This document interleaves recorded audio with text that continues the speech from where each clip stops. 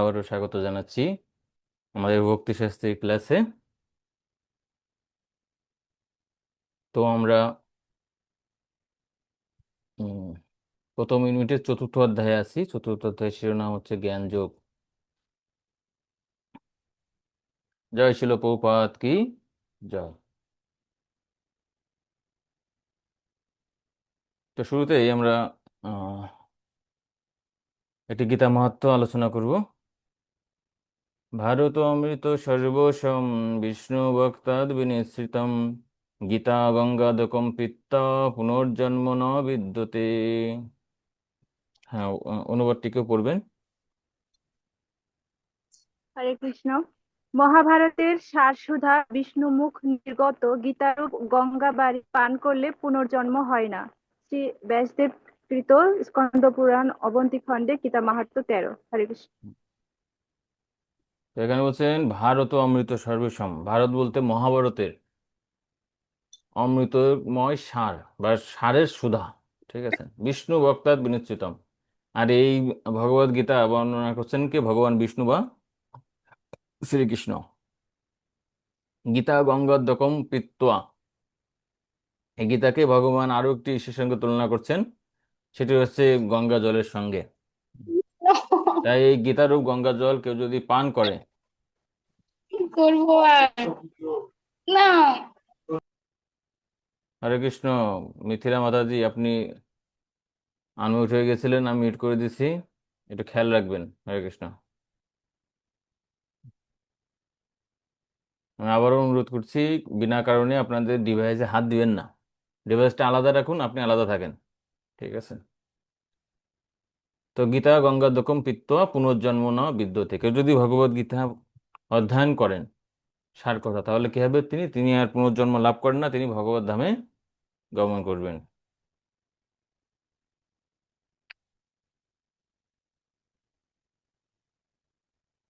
তো শুরুতেই আমরা এই চতুর্থ অধ্যায়ের যে বিষয়বস্তুগুলো রয়েছে সেগুলো সংক্ষেপে আলোচনা করার চেষ্টা করব।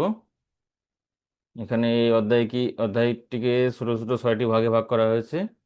প্রথমে 1 থেকে 4 নম্বর শ্লোকে এই চিন্ময় জ্ঞানের পরম্পরা নিয়ে আলোচনা করা হয়েছে। তো যদি তৃতীয় অধ্যায়ের সঙ্গে চতুর্থ অধ্যায়ের যদি আমরা যোগসূত্র দেখি বা লিঙ্ক দেখি, তাহলে আমরা দেখেছি যে তৃতীয় অধ্যায়ের শেষে চিন্ময় জ্ঞান বা দিব্যজ্ঞানের মহিমার কথা বর্ণনা করা হয়েছে, এবং দিব্যজ্ঞানের মাধ্যমে জীবের যে পরম শত্রু কাম এবং ক্রোধকে দমন করা যায়। তাই ভগবান সেই দিব্য জ্ঞানের আরো বিস্তারিত বর্ণনা করার জন্য পরবর্তী অধ্যায় চতুর্থ অধ্যায়কে বেছে নিয়েছেন। এজন্য এই অধ্যায়ের শিরোনাম হচ্ছে জ্ঞান যোগ। তো প্রত্যেকটি বিষয়ের একটি পরম্পরা থাকে, ঠিক তেমনি দিব্য জ্ঞানেরও পরম্পরা রয়েছে।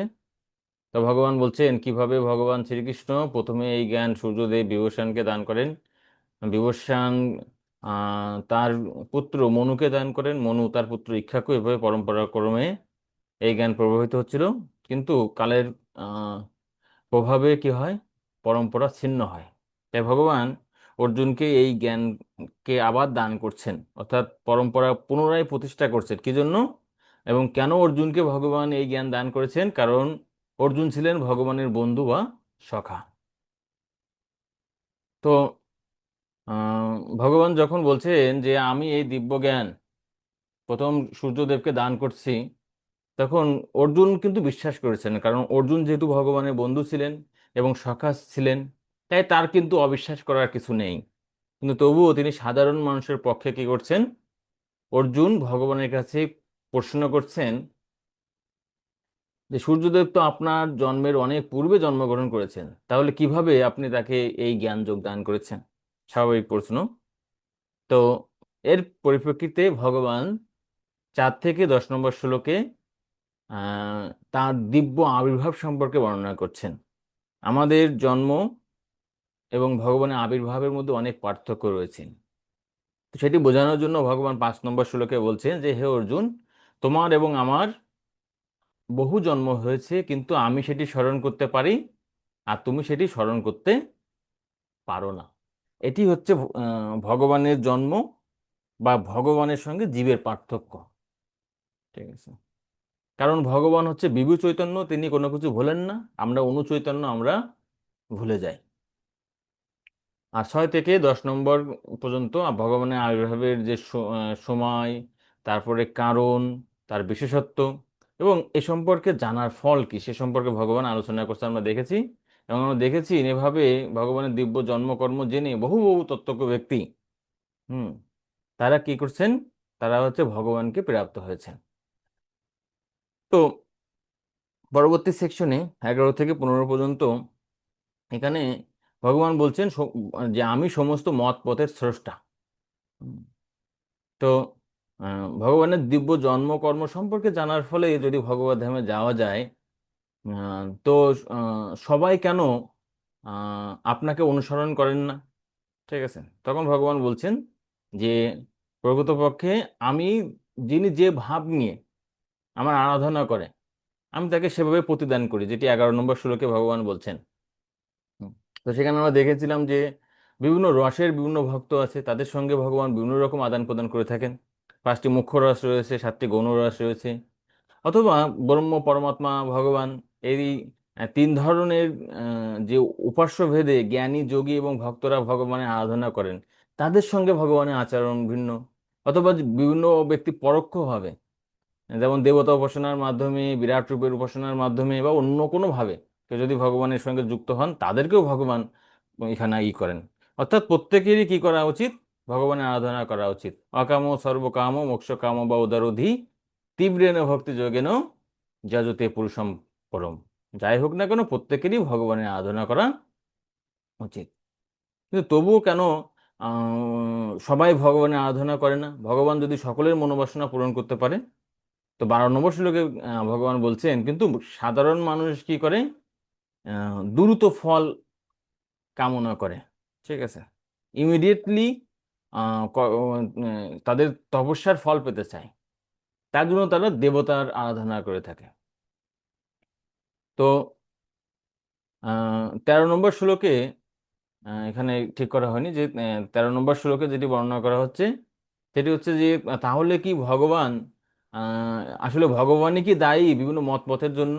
ভগবান যদি ভক্তির মাধ্যমে যদি সর্বশ্রেষ্ঠ ফল পাওয়া যায়, তাহলে কেন ভগবান এত মত পথের সৃষ্টি করছেন? তো ভগবান 13 নম্বর শ্লোকে বলছেন যে চতুর্বর্ণ মায়া সিস্টেম গুণ কর্ম বিভাগসা, গুণ এবং কর্ম অনুসারে আমি 4টি বর্ণ সৃষ্টি করেছি।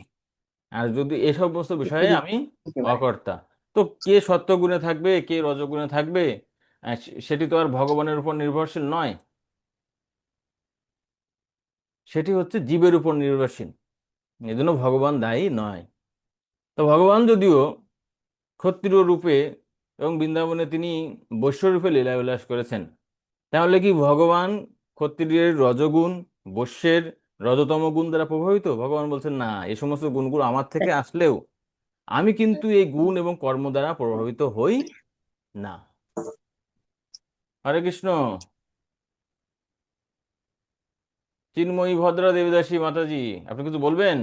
হরে কৃষ্ণ। হরে কৃষ্ণ, প্রণাম প্রভু। এটা একটু কম শুনতে পাচ্ছি, একটু সাউন্ডটা কম। ওটা আপনার ফোনের সমস্যা, আপনি হেডফোন দেন। দেখেন ওই অর্পিতা মাতাজির কাছে হেডফোন আছে কিনা, বা বজরঞ্জন প্রভুর কাছে হেডফোনটা দেন, শুনতে পাবেন। কানে হেডফোন দেন, কানে। হেডফোন ওকে। আর 15 নম্বর শ্লোকে বলছিল যে মুক্ত আত্মারা তাকে, যে ভগবান যে গুণের দ্বারা প্রভাবিত হয় না, সেটি যে সমস্ত মুক্ত আত্মারা ব্যক্তিরা বা ভগবানের ভক্তরা জানেন, তারাও কর্মবন্ধন থেকে মুক্ত হন। ঠিক আছে। হুম। এই হচ্ছে আমরা গত ক্লাসে আলোচনা করছিলাম। আর আজকে আমরা আলোচনা করব 16 থেকে, তো 16 থেকে 24 পর্যন্ত এই সেকশনে জ্ঞানের স্তরে কর্মকে অনুধাবন। যদি এই অধ্যায়ের শিরোনাম হচ্ছে জ্ঞান যোগ, তো কিভাবে আহ, জ্ঞান যোগের ক্ষেত্রেও কর্মটা প্রয়োজনীয়। ঠিক আছে, বা জ্ঞানের মাধ্যমে আমরা জানি যে যারা জ্ঞান যোগী তারা কি করে, তারা কর্মকে ত্যাগ করে। কিন্তু না, এখানে বলছে যে জ্ঞান যোগীরা হচ্ছে, তারা হচ্ছে জ্ঞানের মাধ্যমেও কিন্তু কর্মকে অনুধাবন করা যায় সেটা। তো এখানে 16 থেকে 18 পর্যন্ত কর্মতত্ত্ব সম্পর্কে আলোচনা করা হয়েছে, আমরা দেখব। আর 19 থেকে 24 পর্যন্ত এখানে মূলত কর্মে অকর্ম দর্শন এবং অনাসক্ত কর্মীর লক্ষণ সম্পর্কে আলোচনা করা হয়েছে।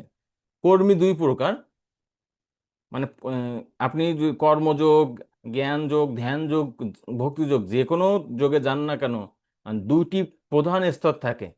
একটি হচ্ছে প্রাথমিক লেভেলের কর্মযোগী বা জ্ঞানযোগী, আবার উন্নত স্তরের জ্ঞানযোগী বা ধ্যানযোগী, ভক্তিযোগী থাকে প্রত্যেকটা এসের। তো এই লেভেল অনুযায়ী তাদের বৈশিষ্ট্য সম্পর্কে আলোচনা করা হয়েছে এই 19 থেকে 24 শ্লোকের মধ্যে। তারপরে 25 থেকে 30 পর্যন্ত বিভিন্ন ধরনের যজ্ঞের কথা এখানে বর্ণনা করা হচ্ছে। যজ্ঞ মানে কি? বিভিন্ন ধরনের কর্ম, ঠিক আছে, তার মাধ্যমে কিভাবে কি কি ফল হয় সে সম্পর্কে বর্ণনা করা হয়েছে। আর 34 থেকে 42 পর্যন্ত এখানে জ্ঞান অর্জনের পদ্ধতি, জ্ঞান অর্জনের ফল এবং জ্ঞানের মহিমা সম্পর্কে বর্ণনা করা হয়েছে। তো এই মোটামুটি হচ্ছে আপনার চতুর্থ অধ্যায়ের বিষয়বস্তু। তো আমরা এখন আলোচনা করার চেষ্টা করব 16 থেকে 24 পর্যন্ত জ্ঞানের স্তরে কর্মকে অনুধাবন করা। তো পূর্ববর্তী অংশে অর্থাৎ 11 থেকে আপনার 15 নম্বর শ্লোকে সেখানে ভগবান ব্যাখ্যা করছেন যে সৎ ভক্তদের অনুসরণ করে কর্ম করতে হবে। আর এখন শ্রীকৃষ্ণ ব্যাখ্যা করবেন কেন একজনের কর্ম কখনোই নিজের মর্জি মতো স্বেচ্ছাচারিতার ভিত্তিতে হওয়া উচিত নয়, তাই না? স্বেচ্ছাচারিতা কর্ম বা বিকর্ম বা পাপ কর্ম কখনোই করা উচিত নয়। অবশ্যই সেটি যে সমস্ত পূর্ববর্তী মহাজন রয়েছে পরম্পরা অনুসারে আমাদের এই সৎকর্মগুলো করা উচিত। তো কর্ম বিষয়টি, ঠিক আছে, আমরা জানি যে আহ, কর্ম শব্দের অনেক অর্থ রয়েছে, তাই না? কর্ম বলতে কর্ম, কর্ম বলতে কর্মফল, কর্ম বলতে কর্মের প্রক্রিয়া, কর্ম বলতে অকর্ম, বিকর্ম, তাই না? তো প্রত্যেকটা বিষয়, তো এই দেখেন আমরা যে কর্মের যেহেতু একই কর্ম শব্দ কিন্তু একটি, কিন্তু ভিন্ন ভিন্ন স্থানে সেটি ভিন্ন ভিন্ন অর্থে ব্যবহৃত হয়। আর সাধারণ মানুষ, এমনকি যারা জ্ঞানী ব্যক্তি, তারাও কিন্তু এই বিষয়টি বুঝতে পারে না। এজন্য ভগবান এই যে কর্মের প্রকৃতি সম্পর্কে এই 16 নম্বর শ্লোকে বর্ণনা করছেন। কিম কর্ম কিম অকর্মেতি কবয়োপি অত্র মোহিতা তত্তে কর্ম প্রবক্ষ্যামি যদ্গত্তে মোক্ষসে অশুভাৎ। অনুবাদটি পড়বেন কেউ? অনুবাদ। হরে কৃষ্ণ। কাকে কর্ম ও কাকে অকর্ম বলে তা স্থির করতে বিবেকী ব্যক্তিরাও বিমোহিত হন। এখন আমি সেই কর্ম সম্বন্ধে তোমাকে উপদেশ করব, যে বিষয়ে অবগত হয়ে তুমি সমস্ত অশুভ অবস্থা থেকে মুক্ত হবে। হরে কৃষ্ণ। হরে কৃষ্ণ। তো ভগবান এখানে বলছেন কিম কর্ম, কাকে কর্ম বলা হয়, কিম অকর্মতি, কাকে অকর্ম বলা হয়, কবয় অপি অত্র মোহিতা, সে বিষয়ে অনেক সময় মনে হতে পারে যে না, কর্ম কাকে বলে, অকর্ম কাকে বলে, বিকর্ম কাকে বলে, যারা মূর্খ ব্যক্তি, যারা খুব বেশি যাদের জ্ঞান নেই, তারা হয়তো বুঝতে পারে না। কিন্তু ভগবান এখানে কি বলছেন? কবয়, কবয় মানে বিবেকী ব্যক্তি, জ্ঞানী ব্যক্তি। হুম, এরা কোনো সাধারণ ব্যক্তি না, জ্ঞানবান ব্যক্তি। তো কবয় অপি অত্র মোহিতা, তারা এই বিষয়ে বিমোহিত হয়, মোহিত হয়। তাই তত্ত্বে কর্ম প্রবক্ষ্যামি, যেহেতু তারা এই বিষয়ে মোহিত হয়, তাই তারা যথার্থ জ্ঞান দান করতে পারে না। আর ভগবান বলছেন তত্ত্বে কর্ম প্রবক্ষ্যামি, এই কর্ম সম্পর্কে আমি তোমাকে উপদেশ করব বা জ্ঞান দান করব, কারণ আমি তো এই বিষয়ে মোহিত হই না। যদ্গত্বা মোক্ষসে অশোভাৎ। আর কেউ যদি এই কর্মের তত্ত্ব সঠিকভাবে জানেন, তাহলে তিনি এই কর্মের অশুভ ফল থেকে মুক্ত হবেন বা তিনি মুক্তিপ্রাপ্ত হবেন। তো শিল প্রভুপাদ এখানে যে চিন্ময় জ্ঞানের যে পরম্পরার কথা বর্ণনা করছেন তাৎপর্যে, ঠিক আছে, আমাদের সুন্দরভাবে অনেক বিষয় এখানে ব্যাখ্যা করা আছে। আমি এখানে যদি দু একটা লাইন যদি পড়ি, কৃষ্ণ ভক্ত মহাজনদের দৃষ্টান্ত অনুসরণ করে কৃষ্ণ ভাবনাময় কর্ম সম্পাদন করতে হয়। কর্ম করতে হয় কিসের মাধ্যমে? যে যারা কৃষ্ণ ভাবনাময় ভক্ত, ঠিক আছে। যেমন আপনি ধরুন, যখন আমরা একাদশী করি বা একাদশী তত্ত্ব সম্পর্কে দেখবেন যে একাদশীর অমুক সময় থেকে অমুক সময় পর্যন্ত পালন থাকে। তো আমরা কি এই বিষয়ে কি কোনো গবেষণা করি কখনো? কারণ আমরা তো ওই লেভেলে বুদ্ধিমান না, বা পঞ্চিকা বিষয়ে, ঠিক আছে, জ্যোতির্বিদ্যা সম্পর্কে কি অত বেশি জানি আমরা? টাইমটাকে আমরা বের করতে পারবো না, আমরা কিন্তু ওইটা বের করতে পারি না।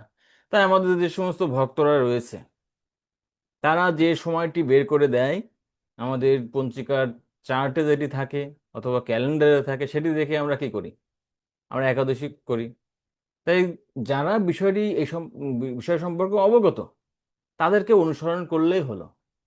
আর একটি বিষয়, যদি আমি যদিও একটু বুঝি, আমি কিন্তু, যেহেতু ভ্রম প্রমাদ বিপ্রলুপসা কারণা পাঠক আদি ইন্দ্রিয়ের চারটি অপূর্ণতার কারণে যথার্থভাবে কিন্তু সেটি দর্শন করতে পারি না বা বর্ণন করতে পারি না। এজন্য একাদশী বিষয়ে অনেক বিষয়ে শ্রী শ্রী হরিভক্তি বিলাসে বর্ণনা করার পর ছিল সনাতন গোস্বামী, তিনি বর্ণনা করছেন যে একাদশী তত্ত্বটি অত্যন্ত জটিল, তাই বৈষ্ণবদেরকে অনুসরণ করে এই একাদশী ব্রত পালন করা উচিত। ঠিক আছে, আমি একটু বুঝলেও এ বিষয়ে আমার কিন্তু বেশি অহংকারের বিষয় নেই, কারণ জানি এ বিষয়ে আমরা মোহিত হবই। ঠিক আছে, তা সেটাই এখানে বলছেন কিভাবে কর্ম করতে হয়। সে ভক্তি বিষয় নিয়ে কর্ম বা যে কোনো বিষয়, অবশ্যই মহাজনদের অনুসরণ করতে হবে। এখানে আরেকটি কারণ কি, যেমন পরবর্তী শ্লোকে তিনি তার ব্যাখ্যা করে বলেছেন কেন স্বতন্ত্রভাবে ভগবানের সেবা করা উচিত নয়। হুম, যে আমি যদি ভগবানের সেবা করতে চাই, তবুও কিভাবে সেবা করতে হবে? মহাজনদেরকে অনুসরণ করে বা গুরু পরম্পরাকে অনুসরণ করে। তো এই আহ, বিষয়ে, মহাজনদের অনুসরণ করার বিষয়ে এখানে একটি আহ, শ্লোক আছে ভাগবতে, যে স্বয়ম্ভু নারদ শম্ভু কুমার কপিল মনু প্রহ্লাদ জনক ভীষ্ম বলি বয়াসখী বরম দাদো শ্বেতাম বিজানিত। ঠিক আছে, যে আমরা, যমরাজ বলছে, আমরা এই 12 জন মহাজন ধর্মতত্ত্ব সম্পর্কে জানি। আর যেহেতু আমরা ধর্মতত্ত্ব সম্পর্কে জানি না, তাই আমাদের উচিত কি? মহাজনদেরকে অনুসরণ করা। ঠিক আছে, তাই একদম লাস্টে শিল প্রভুপাদ বলছেন, তাই ভগবান তার ভক্তদের প্রতি অহৈতুকী কৃপার বশবর্তী হয়ে সরাসরি অর্জুনকে কর্ম এবং অকর্ম কি সে বিষয়ে বুঝিয়ে দিয়েছেন। কেবলমাত্র কৃষ্ণ ভাবনাময় কর্ম সম্পাদন করার মাধ্যমেই জড়জগতের বন্ধন থেকে মুক্তি লাভ করা যায়। তো আমরা পরের শ্লোকটা দেখি, যে কর্ম বিষয়টি অত্যন্ত জটিল। কর্মণ অপি বদ্ধব্যম চ বিকর্মণ অকর্মণস্য বদ্ধব্যম গহন কর্মণা গতিঃ। অনুবাদটিকে পড়বেন। হরে কৃষ্ণ। কর্মের নিগূঢ় তত্ত্ব হৃদয় কঠিন, তাই কর্ম, বিকর্ম ও অকর্ম সম্বন্ধে যথাযথভাবে জানা উচিত। হরে কৃষ্ণ।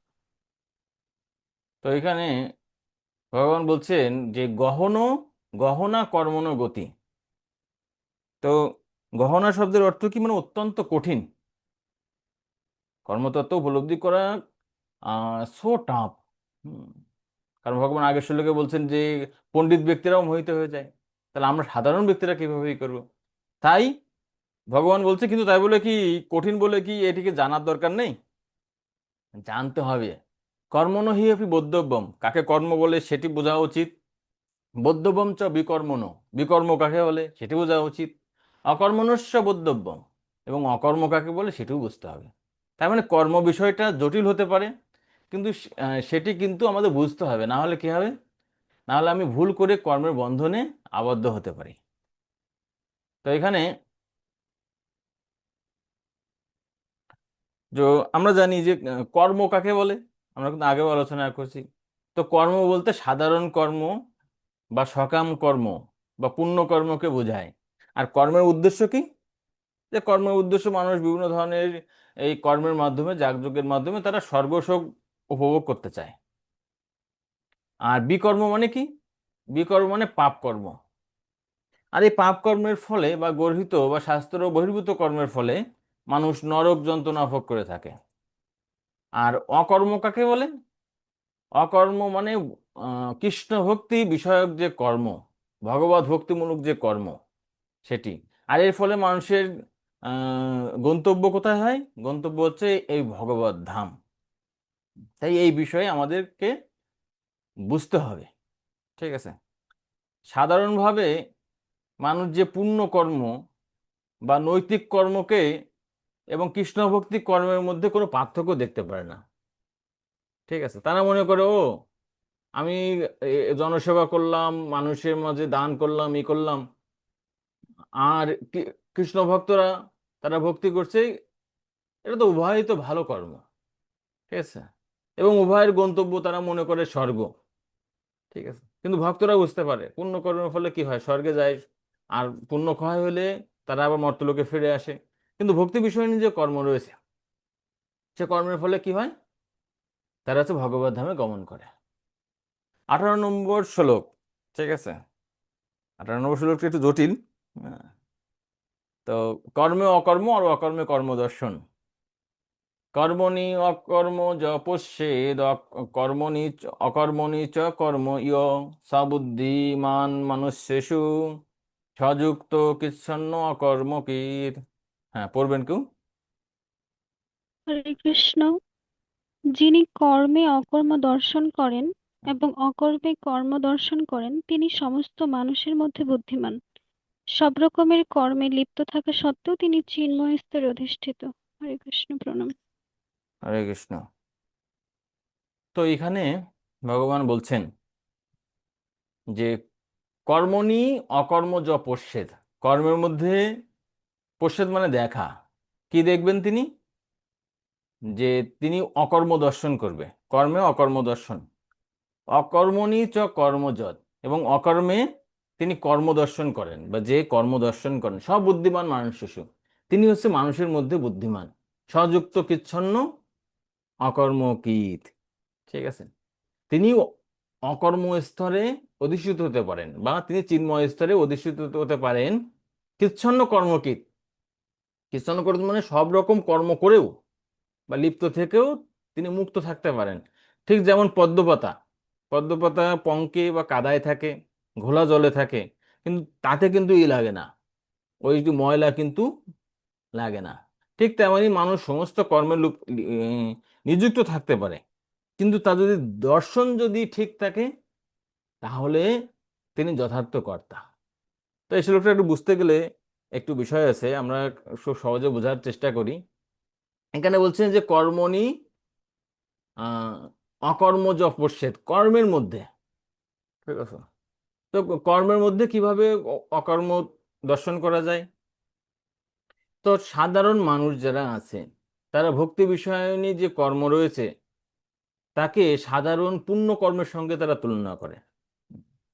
তাই এখানে বলছে যে আহ তাদের দৃষ্টিভঙ্গিতে যাকে কর্ম বলা হয়, পুণ্য কর্ম বলা হয়, মানে দেবতা আরাধনাকে আপনি তুলনা করতে পারেন কর্মের সঙ্গে, এবং ভগবান শ্রীকৃষ্ণের আরাধনাকে আমরা তুলনা করতে পারি অকর্মের সঙ্গে।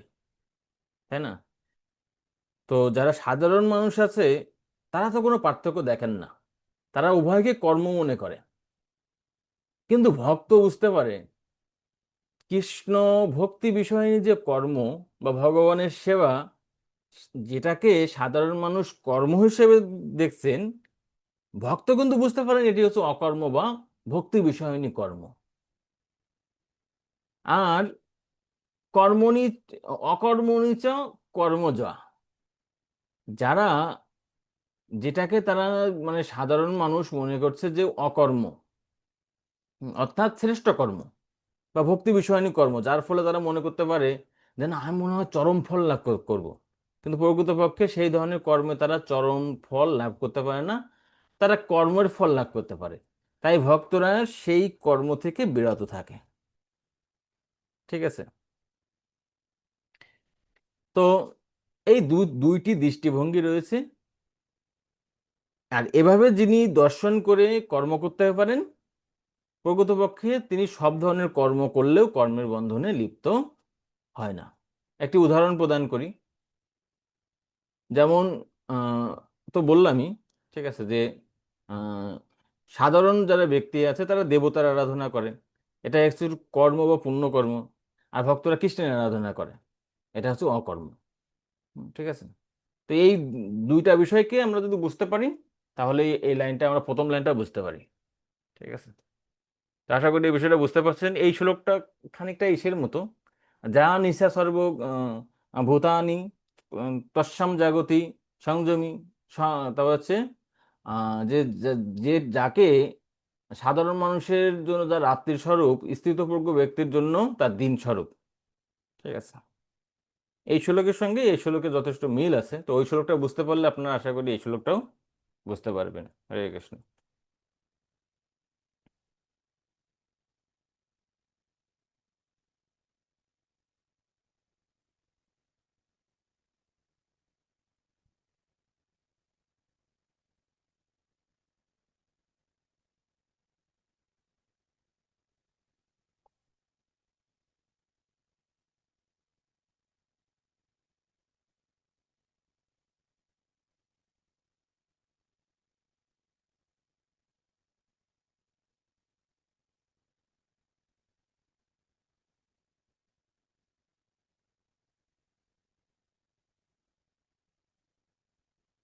তো এখানে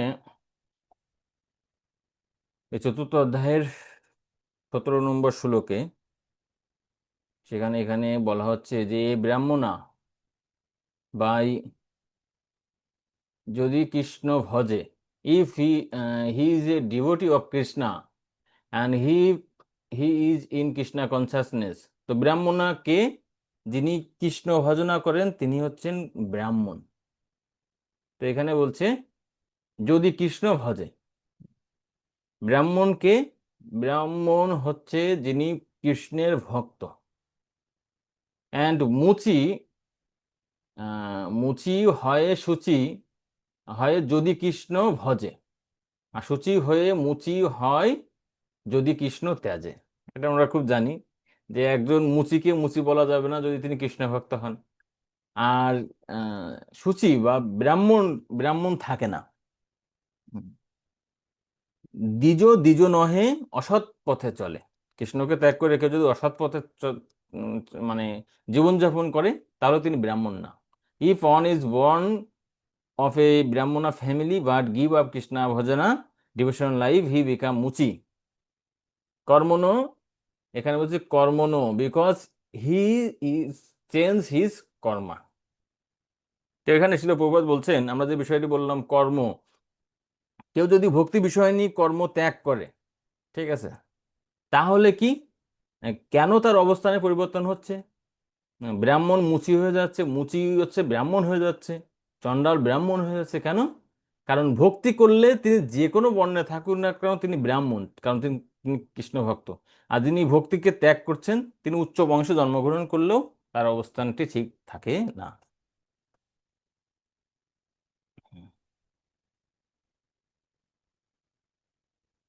তো এখানে বলছে ভগবান শ্রীকৃষ্ণ যেমন সমাজে 4 বর্ণের অতীত, তার ভক্তও তেমন এই বর্ণ বিভাগের অতীত। এমনকি তিনি জাতি কুলাদি বিচারেরও অতীত। ভগবানের ভক্তরাও এই 3 গুণের অতীত।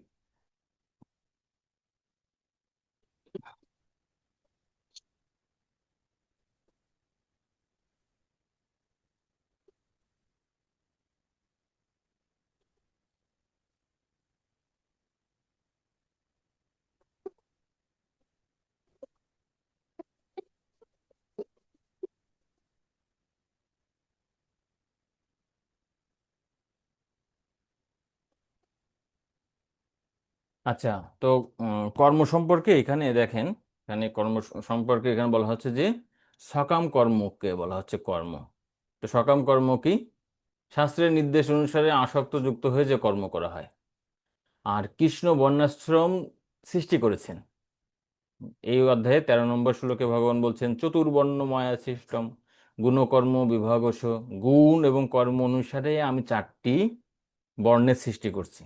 তো এই যে চতুর্বর্ণের যে ধর্মগুলো রয়েছে, বা চতুর্বর্ণের যে কর্মগুলো নির্দিষ্ট রয়েছে, বর্ণাশ্রমগত ধর্ম, সেটি হচ্ছে সকাম কর্ম বা কর্মের অধীন চতুর্বর্ণের। বর্ণাশ্রমের ফল সম্বন্ধে কৃষ্ণ দায়ী নন।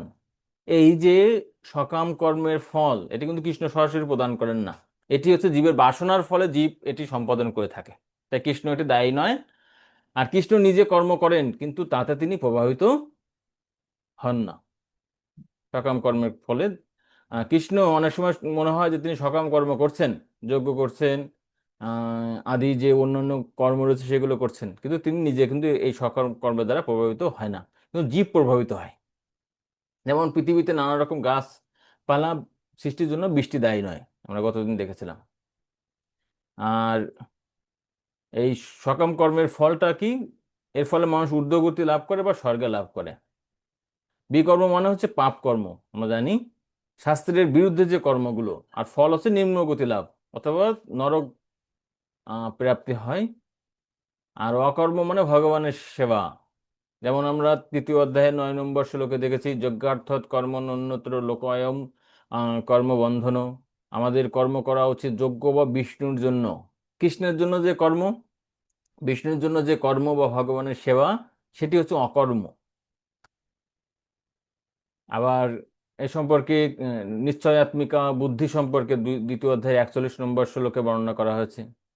ঠিক আছে, একৈহ কুরুনন্দন, যারা ভগবানের ভক্তি করেন তারা শুধুমাত্র কৃষ্ণের চরণে তাদের রতি থাকে, ভক্তি থাকে, অন্য কোনো বিষয়ে তাদের থাকে না। কিন্তু যারা সকাম কর্মী তাদের কি থাকে? বহু শাখাহি অনন্তস্য, তাদের যে চিত্ত বুদ্ধি বিভিন্ন জায়গায় বিভক্ত থাকে।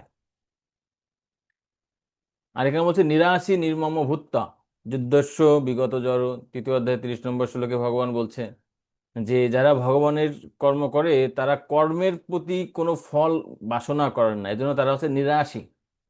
ঠিক আছে, কর্মফলে অনাসক্ত। আর নির্মম মানে কর্মফলের প্রতি তাদের কোনো মালিকানা বোধ থাকে না, তারা সমস্ত ফল ভগবানের চরণে অর্পণ করে।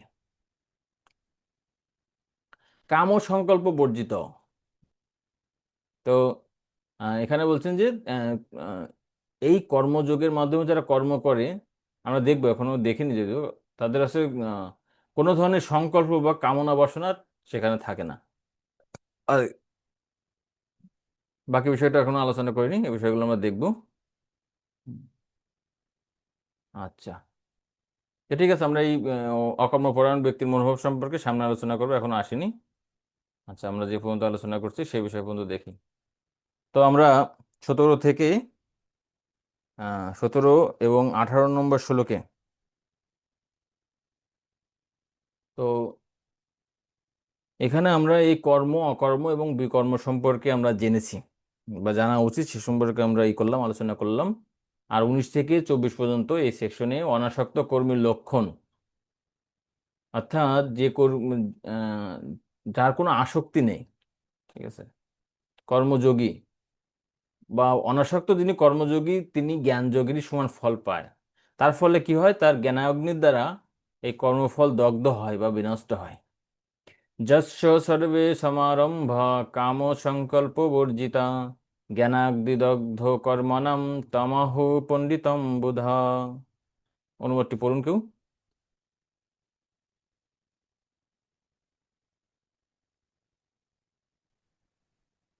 হরে কৃষ্ণ। তার সমস্ত সমস্ত কর্ম কর্ম প্রচেষ্টা প্রচেষ্টা হ্যাঁ, পড়েন, একজন পড়েন।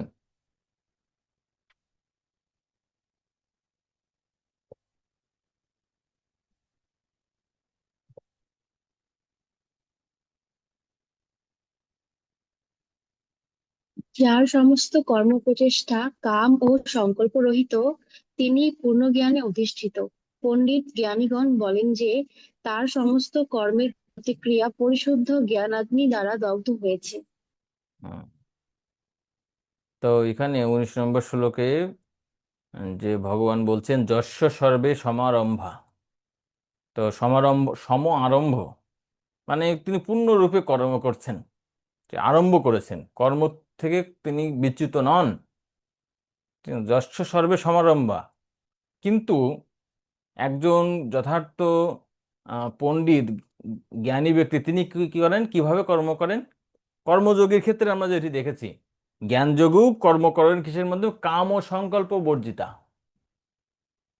তার এক্ষেত্রে কোনো কাম মানে কি, কামনা বাসনা নেই, পাওয়ার কিছু নেই। আর কি, সংকল্প বর্জিতা, কোনো কর্ম করার জন্য কিন্তু সংকল্প দরকার হয়। আমার যেমন, আপনি সংকল্পটা বিশেষ করে যখন কোনো ব্রত শুরু করা হয়, তখন দেখবেন যে সংকল্প করতে হয়। সংকল্প ছাড়া কোনো ব্রত পূর্ণ হয় না। ঠিক আছে, প্রথম হচ্ছে ইসের মাধ্যমে ভগবানের চরণে ফুল দিয়ে সংকল্প করতে হয়। বা যে কোনো যে আমরা যে করি, দেখবেন অধিবাস, তারপরে কি বলে, অভিষেক অনুষ্ঠানগুলোতে প্রথমে কি হয়, স্বস্তি বচন হয়। স্বস্তি বচন পরে সংকল্প করতে হয়। ঠিক আছে, যে অমুক মাসে অমুক তিথিতে আহ অমুক স্থানে, ঠিক আছে, আমি হচ্ছে সংকল্প করলাম, এভাবে ভগবানের কাছে করতে হয়। তো কিন্তু এখানে যে ভগবত বিষয়নী, ভক্তি বিষয়নী যে কর্মের কথা বর্ণনা করা হচ্ছে, অকর্মের কথা বর্ণনা করা হচ্ছে, বা যিনি যথার্থ জ্ঞান যোগী বা কর্মযোগী, তার কিন্তু কোনো সংকল্প নেই। তা সংকল্প ছাড়া কি কোনো কর্ম পূর্ণ হয়? কিন্তু এখানে সংকল্প বলতে কি, যে সাধারণ একজন কর্মী তিনি ইন্দ্রিয় তৃপ্তির সংকল্প করে, যে আমাকে কঠোর পরিশ্রম করতে হবে, তারপরে আমার অনেক অর্থ হবে, বা আমি অনেক বস্তু লাভ করব। এই ধরনের যে দৃঢ়তা, অধ্যবসায়, সংকল্প, জড় বিষয়ে তার কোনো সংকল্প থাকে না। কিন্তু ভগবানের সেবা করার জন্য তার কি কোনো নিষ্ঠা থাকে না? তার কিন্তু পূর্ণ মাত্রায় নিষ্ঠা থাকে। তাই এখানে যে কাম ও সংকল্প বর্জিতা বলতে, যে জাগতিক কর্মীর মতো তিনি সংকল্প রহিত, জাগতিক কর্মীর মতন তিনি কামনা বাসনা থেকে মুক্ত, কিন্তু ভক্তি বিষয় নিয়ে সংকল্প দৃঢ়তা তার থেকে যায়। আর এর ফলে জ্ঞানাগ্নি দগ্ধ কর্মনাম, এইখানে যে কর্মের কথা বর্ণনা করা হচ্ছে তৃতীয় লাইনে, তো সেটি মূলত এই কর্ম বলতে কর্মফলের কথা বর্ণনা করা হচ্ছে। যে কোনো কর্ম করলে কি হয়, কর্মফল উৎপত্তি হয়। কিন্তু যেহেতু যথার্থ জ্ঞানবান ব্যক্তি বা অনাসক্ত কর্মী, তার কোনো কিছু তো পাওয়ার ইচ্ছা নেই। একটা উদাহরণের মাধ্যমে বোঝা যায় যে কেন তিনি এই কর্মের ফল থেকে বঞ্চিত হন। কারণ আমরা একটি উদাহরণ প্রদান করেছিলাম যে যিনি নিজের জন্য রান্না করছেন না, তিনি কিন্তু, তার কাছে যে রান্নাটি ঠিক রান্না না করারই মতো, কারণ তিনি তো আর আহার করছেন না, অন্য একজন আহার করছেন। ঠিক আছে, তো এজন্য তিনি অনাসক্তভাবে কর্ম করেন। আর এই তার এই জ্ঞানের ফলে কি হচ্ছে, সমস্ত কর্মের ফল থেকে বা সমস্ত কর্মের ফল ভস্মীভূত হচ্ছে। জ্ঞানকে এখানে তুলনা করা হচ্ছে অগ্নির সঙ্গে। তমাহু পণ্ডিতম বুধা। আর এভাবে পণ্ডিত ব্যক্তি বর্ণনা করে থাকেন। তো 19 নম্বর শ্লোকে এখানে আমরা দেখি যে লাস্টে একদম তারপর যে শেষের লাইন যেটি, ভগবানের নিত্য দাসত্বের এই পরম তত্ত্বজ্ঞানকে আগুনের সঙ্গে তুলনা করা হয়। এই আগুন একবার প্রজ্বলিত হলে এ আগুন একবার প্রজ্বলিত হলে তা সব রকম কর্মফলকে দগ্ধ করে দিতে পারে। তো 20 নম্বর শ্লোকে এই অনাসক্ত কর্মীর যে বর্ণনা করা হচ্ছে, তো 20 নম্বর শ্লোকে এখানে সাধন স্তরের বা আরূঢ় স্তরের কর্মীর কথা বলা হচ্ছে। তো আমরা জানি, যারা, বলছিলাম যে কোনো যোগে যিনি যুক্ত আছেন, দুইটি লেভেলের ভাগ করা যায়। একটি হচ্ছে সাধন স্তরে যোগী, এবং অন্যটি হচ্ছে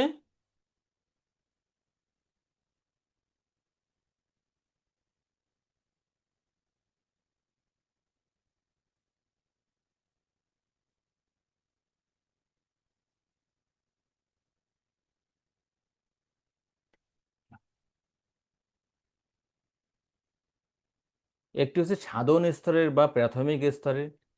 আর এই স্তরকে বলা হয় আরূঢ়। আরূঢ় শব্দের অর্থ কি?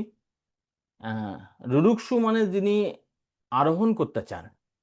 যেমন আমি হয়তো রথারূঢ়, মানে আমি রথে আরোহণ করতে চাই, উঠতে চাই, অর্থাৎ আমার বাসনা আছে কিন্তু আমি সম্পূর্ণ এখনো উঠতে পারিনি। এটি হচ্ছে সাধন স্তর।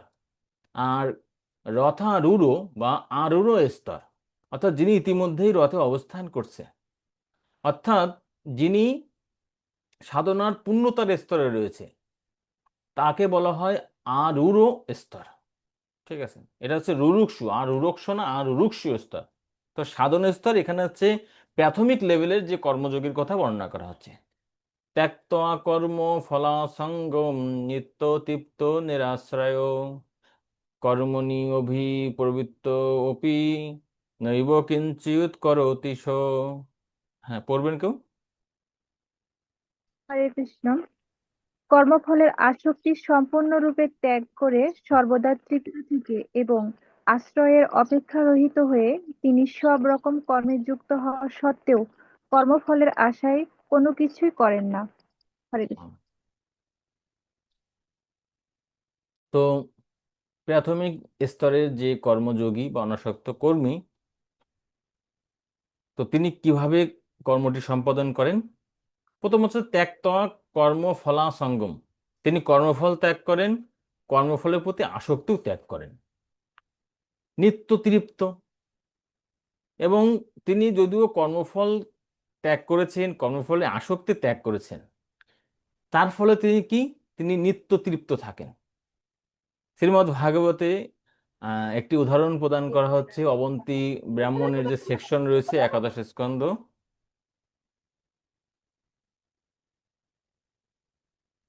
তো সেখানে এই যখন আমি কর্মফল ত্যাগ করি, আসক্তি ত্যাগ করি, তখন কিভাবে নিত্য তৃপ্ত হওয়া যায়, অর্থাৎ সন্তুষ্ট হওয়া যায়। তো সেখানে একটি কাকের উদাহরণ দেওয়া হচ্ছে। তো একটি কাক কি করছে, এক টুকরো মাংস পেয়েছেন, ফলে বাকি যে কাকগুলো রয়েছে তারা তাকে আক্রমণ করে। দেখবেন যখন এই কাকেরা এভাবে ঝগড়া করে, খুব বিশ্রী একটি অবস্থা, সবাই সেই মাংস প্রাপ্ত কাককে ঠোকর মারছে। আর সে যখন এভাবে বিরক্ত হয়ে সেই মাংসকে ত্যাগ করছে, তখন কিন্তু তাকে কিন্তু এই কাকরা ত্যাগ করে আবার তারা নিজেদের মতন সে মাংসের জন্য কাড়াকাড়ি করছে। তো একে বলছে যে ওই যে কাককে তুলনা করা হচ্ছে জীবের সঙ্গে, আর জীবের যে কর্মফলের আসক্তি, একে তুলনা করা হচ্ছে যে মাংসের প্রতি আসক্তির মতো কাকের। তার ফলে এই আসক্তি থাকলে কি হয়, যেমন যখন আসক্ত তখন আমি বিভিন্নভাবে কষ্ট পাই, কিন্তু আমি তৃপ্ত সন্তুষ্ট হব কখন, যখন আমি আসক্তি ত্যাগ করে দিব। তার ফলে আমার জীবনে অনেক কিছু ঘটলেও আমার উপরে কোনো প্রভাব বিস্তার করবে না। তো নিত্য তৃপ্ত নিরাশ্রয়, নিরাশ্রয় মানে কি, যে এখানে আশ্রয় বলতে আমাদের যে পরম আশ্রয়, আশ্রয় তত্ত্ব হচ্ছে শ্রীকৃষ্ণ। কিন্তু এখানে নিরাশ্রয় মানে কি, তিনি কি শ্রীকৃষ্ণের প্রতি আশ্রয় রাখবে না, নির্ভরশীলতা থাকবেন না? থাকবেন, কিন্তু এখানে নিরাশ্রয় বলতে কর্মফলের প্রতি নিরাশ্রয়। জগতের লোক কর্মকে আশ্রয় করে কর্ম করে, অর্থাৎ কর্মফল পাওয়ার জন্য কর্ম করে, কিন্তু ভক্তরা কর্মফলকে ত্যাগ করেছেন, কিন্তু ভগবানকে আবার আশ্রয় করেছেন, তাই তিনি নিরাশ্রয়। কর্মফলের প্রতি তার কোনো বাসনা নেই। কর্মণি প্রবৃত্ত অপি, তিনি সমস্ত কর্মে নিযুক্ত আহ, থাকা সত্ত্বেও নৈব কিঞ্চিৎ করতি সহ, সবকিছু করছেন, আবার কি নৈব কিঞ্চিৎ করতি সহ, তিনি কিছুই করছেন না। ঠিক আছে, যেহেতু যেমন শিল প্রভুপাদ একটি উদাহরণ দিয়েছিলেন, গতদিন আমরা দেখেছিলাম। উদাহরণটি ছিল এমন যে খাজাঞ্চির উদাহরণ আমরা জেনেছিলাম। খাজাঞ্চি লক্ষ লক্ষ টাকা, একজন ব্যাংকার ক্যাশিয়ার, অনেক টাকা গোনেন, কিন্তু ওই টাকার প্রতি তার কোনো কিন্তু আসক্তি নেই।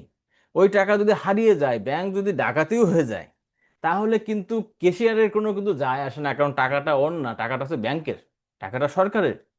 কিন্তু তার বাড়ি থেকে যদি 5,000 টাকাও চুরি হয়ে যায়, তিনি কিন্তু কষ্ট পাবেন, কারণ কি, ওই বাড়ির ওই টাকার প্রতি, ঠিক আছে, তিনি আসক্ত। তো তিনি সমস্ত কর্মে নিযুক্ত থাকার পরেও তিনি আসক্ত থাকেন না। ছিল প্রভুপাদ এখানে বলছেন যে কৃষ্ণ ভাবনায় ভাবিত হয়ে শ্রীকৃষ্ণের সন্তুষ্টি বিধানের জন্য সব রকমের কর্ম করার মাধ্যমেই কেবল কর্মবন্ধন থেকে মুক্ত হওয়া যায়। কিভাবে কর্মবন্ধন থেকে মুক্ত হওয়া যায়, সেটা হচ্ছে কৃষ্ণ ভক্তি বিষয়নী বা অকর্ম সম্পাদনের মাধ্যমে। কৃষ্ণ ভাবনার অমৃত লাভ করেছেন যে ভক্ত, তিনি বিশুদ্ধ ভগবত প্রেমের দ্বারা উদ্বুদ্ধ হয়ে কর্ম করেন, তাই তার কোনো রকম কর্মফলের প্রতি আগ্রহ থাকে না। তিনি এমনকি তার ব্যক্তিগত জীবন ধারণের ব্যাপারেও নিষ্ক্রিয় থাকেন, কেননা তিনি সর্বতোভাবে ভগবান শ্রীকৃষ্ণের উপর নির্ভরশীল। তাই তিনি কোনো কিছুই সংগ্রহ বা সঞ্চয় করতে চান না, কিংবা যা কিছু তিনি লাভ করেছেন সেসবের সুরক্ষাও করতে চান না। তার সাধ্য অনুসারে সর্বতোভাবে তিনি তার কর্তব্য পালন করেন এবং সবকিছুর জন্য কৃষ্ণের উপর নির্ভর করেন। এই ধরনের নিরাসক্ত কৃষ্ণ ভক্ত ভালো ও মন্দ সব রকম কর্মফল থেকে মুক্ত, যেন তিনি কোনো কিছুই করছেন না। এটি অকর্ম বা ফলহীন কর্মের লক্ষণ। ঠিক আছে, তো এখানে যে সাধক স্তরের যে ব্যক্তি রয়েছেন তিনি আসক্তি রহিত হয়ে নিরাশ্রয় হয়ে কর্ম করেন, আর এই ধরনের কর্ম ঠিক কর্ম না করারই মতন। পরের শ্লোক, 21 নম্বর শ্লোক। তো 21 থেকে 24 পর্যন্ত এখানে মূলত সিদ্ধ স্তরের বা উন্নত অনাসক্ত কর্মের কথা বর্ণনা করা হচ্ছে।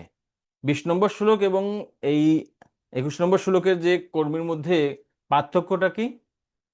পার্থক্যটা হচ্ছে যে 20 নম্বর শ্লোকে তিনি অনাসক্ত, কিন্তু অনাসক্ত হওয়ার চেষ্টা করছেন, আর অর্থাৎ তিনি সাধনার প্রাথমিক স্তরে রয়েছেন, পূর্ণরূপে সিদ্ধ হননি। কিন্তু 21 নম্বর শ্লোকে এখানে কি বলছে? তিনি সিদ্ধ স্তরে রয়েছে, ঠিক আছে, উন্নত স্তরে রয়েছেন। নিরাশী যত চিত্তাত্মা ত্যক্ত সর্ব পরিগ্রহ শারীরম কেবলম কর্ম পূর্বন আপনতি কিল বিষম। হ্যাঁ, অনুবর্তী পড়বেন কেউ? এই প্রকার জ্ঞানী ব্যক্তি তার মন ও বুদ্ধিকে সর্বতোভাবে সংযত করে কার্য করেন।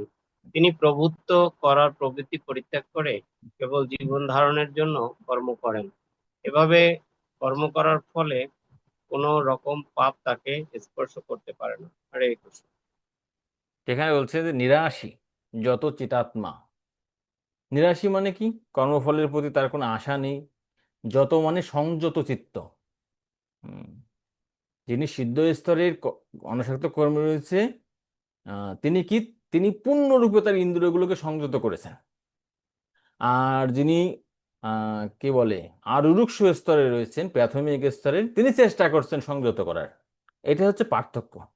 ঠিক আছে, নিরাশী যত চিতাত্মা ত্যক্ত সর্ব পরিগ্রহ। তিনি এখানে পরিগ্রহ বলতে প্রভুত্ব করার, ঠিক আছে, প্রভুত্ব করার যে প্রবৃত্তি রয়েছে সেগুলো তিনি ত্যাগ করেন। আর শারীরম কেবলম কর্ম। তিনি কেন কর্ম করে? এই ধরনের ব্যক্তি তিনি কিন্তু জ্ঞানযোগের স্তরে রয়েছেন। জ্ঞানযোগের স্তর মানে কি? তিনি কর্ম ত্যাগ করতে পারেন, কিন্তু শুধুমাত্র দেহযাত্রা নির্বাহের জন্য যতটুকু দরকার ততটুকু তিনি করেন। কুর্বন আপনতি কিল বিষম। তাই তাকে কি, তাকে কোনো ধরনের, যেহেতু তিনি উন্নত স্তরে যথাযথ জ্ঞানবান, তিনি অনাসক্তভাবে কর্ম করছেন ভগবানের জন্য, তাই তিনি কোনো রকম পাপ কর্মের ফলের দ্বারা আসক্ত হন না, বা সেই ধরনের কর্মর ফল কোনো পাপ ফল উৎপাদন করে না, এমনকি পুণ্য ফলও উৎপাদন করে না। কারণ যেহেতু তিনি অকর্ম করছেন, ভক্তি বিষয় নিয়ে কর্ম করছেন, তার ফলে তিনি সুকৃতি অর্জন করেন। তো এই শ্লোকে এখানে ছিল প্রভুপাদ তাৎপর্য বলছেন, কৃষ্ণ ভাবনাময় ভক্ত তার কাজকর্মের ফলস্বরূপ ভালো বা মন্দ কোনো ফলেরই আশা করেন না। ভক্ত কোনো ভালো ফল মানে কি? পুণ্যকর্মের ফল। মন্দ ফল মানে পাপ কর্মের ফল, অর্থাৎ স্বর্গ নরক প্রাপ্তির যে ফলগুলো, কোনোটাই তিনি আশা করেন না। তার মন ও বুদ্ধি সম্পূর্ণরূপে সংযত। তো শিল প্রভুপাদ এখানে এই কৃষ্ণ ভাবনাময় কর্মের একটি সুন্দর উদাহরণ দিচ্ছেন, যে একটি যন্ত্রের অংশ যেভাবে পরিচালিত হয় তিনিও সেভাবে পরিচালিত হন। যন্ত্রের কলকজা যেমন রক্ষণাবেক্ষণের জন্য তেল দিতে হয় ও তার পরিষ্কার করতে হয়, ভগবত ভক্তও তেমনি ভগবানের প্রেমময়ী সেবা সম্পাদনের জন্য কেবল নিজেকে সক্ষম রাখেন, তাই তিনি তার সব রকমের কর্মফল থেকে মুক্ত। তো এখানে আহ, কৃষ্ণ ভাবনাময় ভক্তের যে দেহ নির্বাহের জন্য যে কর্মের কথা এখানে বর্ণনা করছেন, যার ফলে তার কর্মফল হয় না, সেটা কি? যেমন যন্ত্রের যে ছোট ছোট নাট বল্টু অন্যান্য যে যন্ত্রপাতি বা যন্ত্রাংশ আছে, তাকে সঠিকভাবে কার্য করার জন্য কি করতে হয়? মোবিল দিতে হয়, তেল দিতে হয়। ঠিক তেমনই ভক্তের জন্য আহার, তারপরে নিদ্রা আদি যে সমস্ত দেহ রক্ষার যে কর্মগুলো রয়েছে, যার ফলে দেহ শরীর, মন, বুদ্ধি ভালো থাকলে ভালোভাবে কৃষ্ণ ভক্তি সম্পাদন করা যাবে। ঠিক আছে, সেটি এখানে শিল প্রভুপাদ সুন্দর একটি উদাহরণ প্রদান করছেন। তাই তিনি সব রকমের কর্মফল থেকে মুক্ত, এমনকি একটি পশুর মতো তার নিজের দেহের উপরেও তার কোনো অধিকার থাকে না। পশুর নিষ্ঠুর মালিক অনেক সময় তার অধিকারে থাকা পশুটিকে বলি দিয়ে থাকে, তবুও পশুটি কোনো প্রতিবাদ করে না, তার প্রকৃত কোনো স্বাধীনতা নেই। আত্ম উপলব্ধির পন্থায় সম্পূর্ণভাবে নিয়োজিত থাকার জন্য জড় বিষয়ের প্রতি আধিপত্য করার মতো কোনো সময়ই ভগবান ভক্তের থাকে না। জীবন ধারণের জন্য অসৎ উপায়ের অর্থ সংগ্রহের প্রয়োজনও হয় না। 22 নম্বর শ্লোক। যদৃচ্ছলাভ সন্তুষ্ট দ্বন্দ্বাতীত বিমৎসর সমসিদ্ধ অসিদ্ধৌ চ কিত্তাপি ন নিবধ্যতে। হ্যাঁ, অনুবাদটি পড়বেন।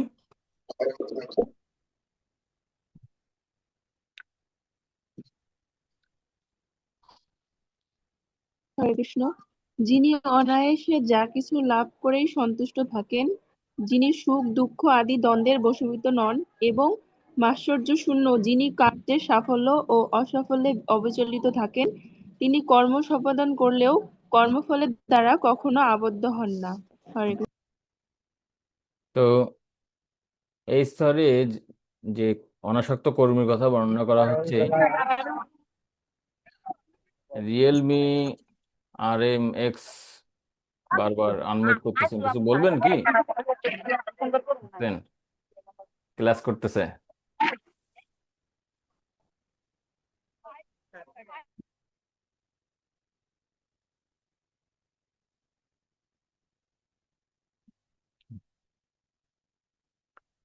তো এখানে বলছে যদৃচ্ছয় লাভ সন্তুষ্ট, তিনি যা কিছু পান তাতেই সন্তুষ্ট থাকেন।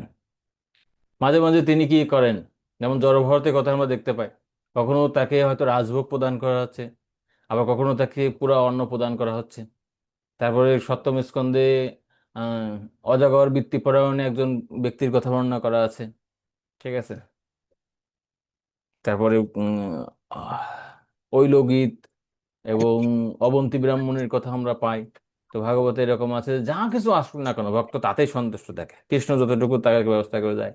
দ্বন্দ্বাতীত, জাগতিক যে দ্বন্দ্বভাব, ভালো মন্দ, লাভ ক্ষতি, যশ অপযশ আদি, দেহ, মন এবং আহ অন্যান্য যে দ্বন্দ্বভাব রয়েছে সেই ভাব থেকে তিনি মুক্ত হন। আচ্ছা, এই যে রিয়েলমি আইডিটা কে? আমি বারবার আপনাদেরকে বলছি আপনারা আপনাদের ডিভাইসে হাত দেন না। আমি এইবার আপনাদেরকে মিউট করে দিচ্ছি। এই এই যে রিয়েলমি RMX 3521 আইডিটি রয়েছে, আমি এইবার আনমিউট করছি। এরপর যখন আপনারা করবেন আমি টোটাল হচ্ছে এখান থেকে বের করে দিব।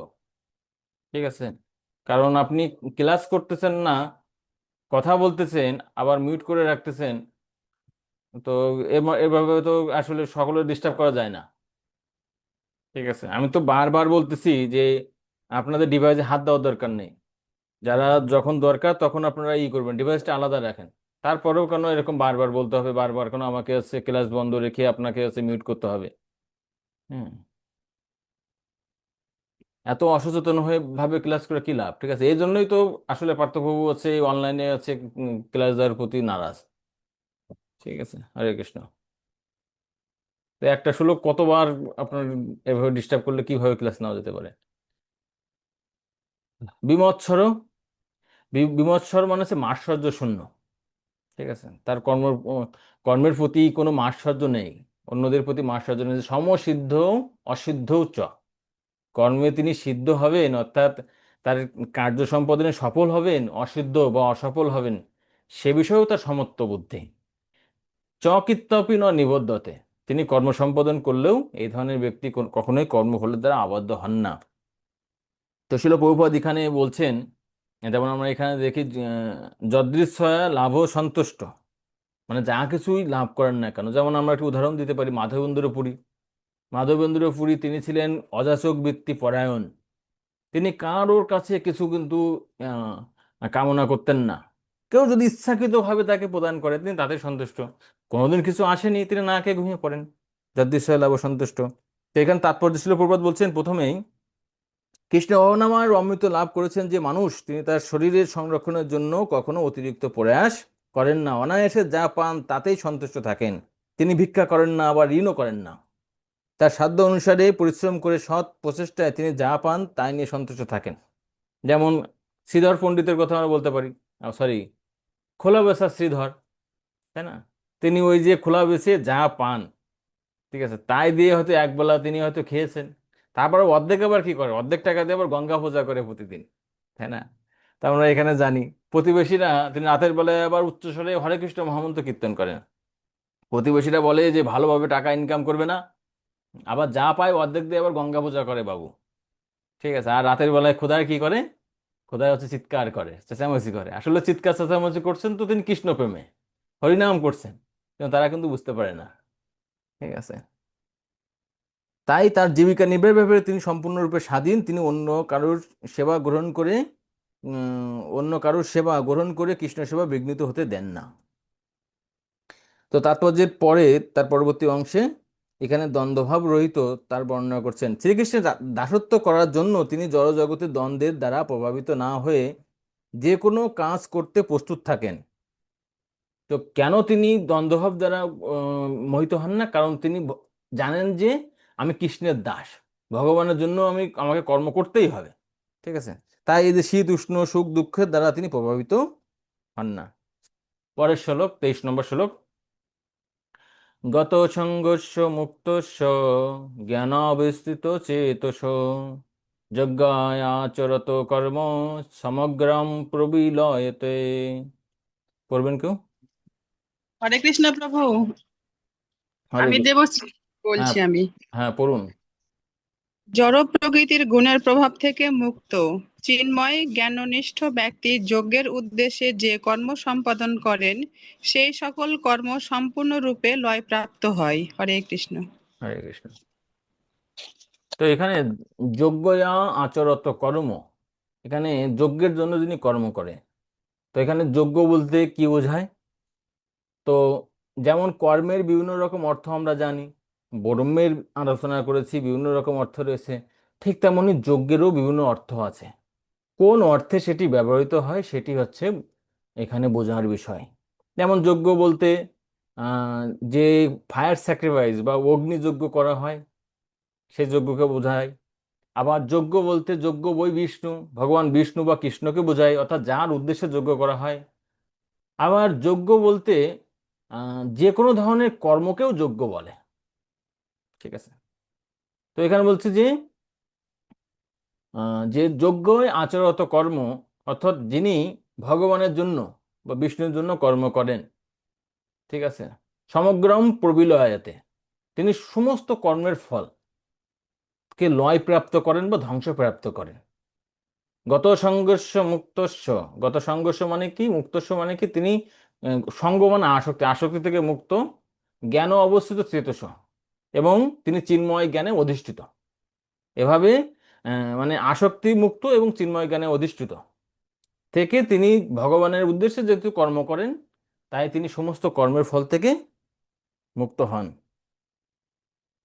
তো শিল প্রভুপাদ এখানে বলছেন, কৃষ্ণ ভক্তি লাভ করে যখন কেউ দ্বন্দ্বভাব থেকে মুক্ত হন, তখন তিনি প্রকৃতির ত্রিগুণের কলুষ থেকে মুক্ত হন, ঠিক আছে।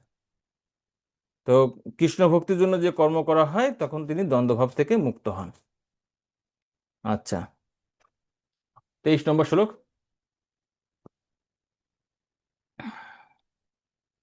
ব্রহ্ম অর্পণম ব্রহ্ম হবি ব্রহ্মাগ্নৌ ব্রহ্মণা হতম ব্রহ্মৈব তেন গন্তব্যম ব্রহ্ম কর্ম সমাধিনা। হ্যাঁ, পড়বেন কেউ? হরে কৃষ্ণ। হরে কৃষ্ণ। যিনি কৃষ্ণ যিনি ভাবনাময় সম্পূর্ণভাবে মগ্ন, তিনি অবশ্যই চিৎ জগতে উন্নীত হবেন, কারণ সমস্ত কার্যকলাপ চিন্ময়, তার কর্মের উদ্দেশ্য চিন্ময় এবং সেই উদ্দেশ্যে তার নিবেদিত সব কিছুই চিন্ময়। তো এখানে ব্রহ্ম শব্দটি বারবার আসছে। ব্রহ্ম শব্দের অর্থ কি? আমরা জানি ব্রহ্মর কিন্তু বিভিন্ন রকম অর্থ আছে, ঠিক আছে। আমরা গত কয়েকটি ক্লাসে আলোচনা করছি, আপনারা জানেন। ব্রহ্ম বলতে ব্রহ্ম নির্বিশেষ ব্রহ্ম, ব্রহ্ম বলতে জীব আত্মা, পরমাত্মা, ভগবান, ব্রহ্ম মানে শব্দ ব্রহ্ম, হরে কৃষ্ণ মহামন্ত্র, জড় জগৎ, চিন্ময় জগৎ, সবকিছু ব্রহ্ম ব্রহ্ম। এজন্য দেখেন এখানে যে ব্রহ্মের কথা বর্ণনা করছে, ঠিক আছে, এখানে ব্রহ্ম বলতে কি বোঝানো হচ্ছে, এখানে ব্রহ্ম বলতে চিন্ময়, ঠিক আছে, চিৎ বস্তু সম্পর্কে বলছে, চিন্ময় অর্থে ব্যবহৃত হচ্ছে ব্রহ্ম। তো ব্রহ্ম অর্পণম, ঠিক আছে, ব্রহ্ম অর্পণম মানে যে আহ, যিনি ব্রহ্মে বা ভগবানে সবকিছু অর্পণ করেন, ব্রহ্ময়, ব্রহ্ম অর্পণম, ব্রহ্ম হবি, এবং ভগবানের উদ্দেশ্যে।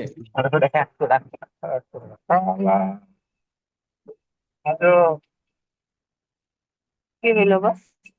হ্যাঁ, বাবাকে দেখো তো কি হয়েছে?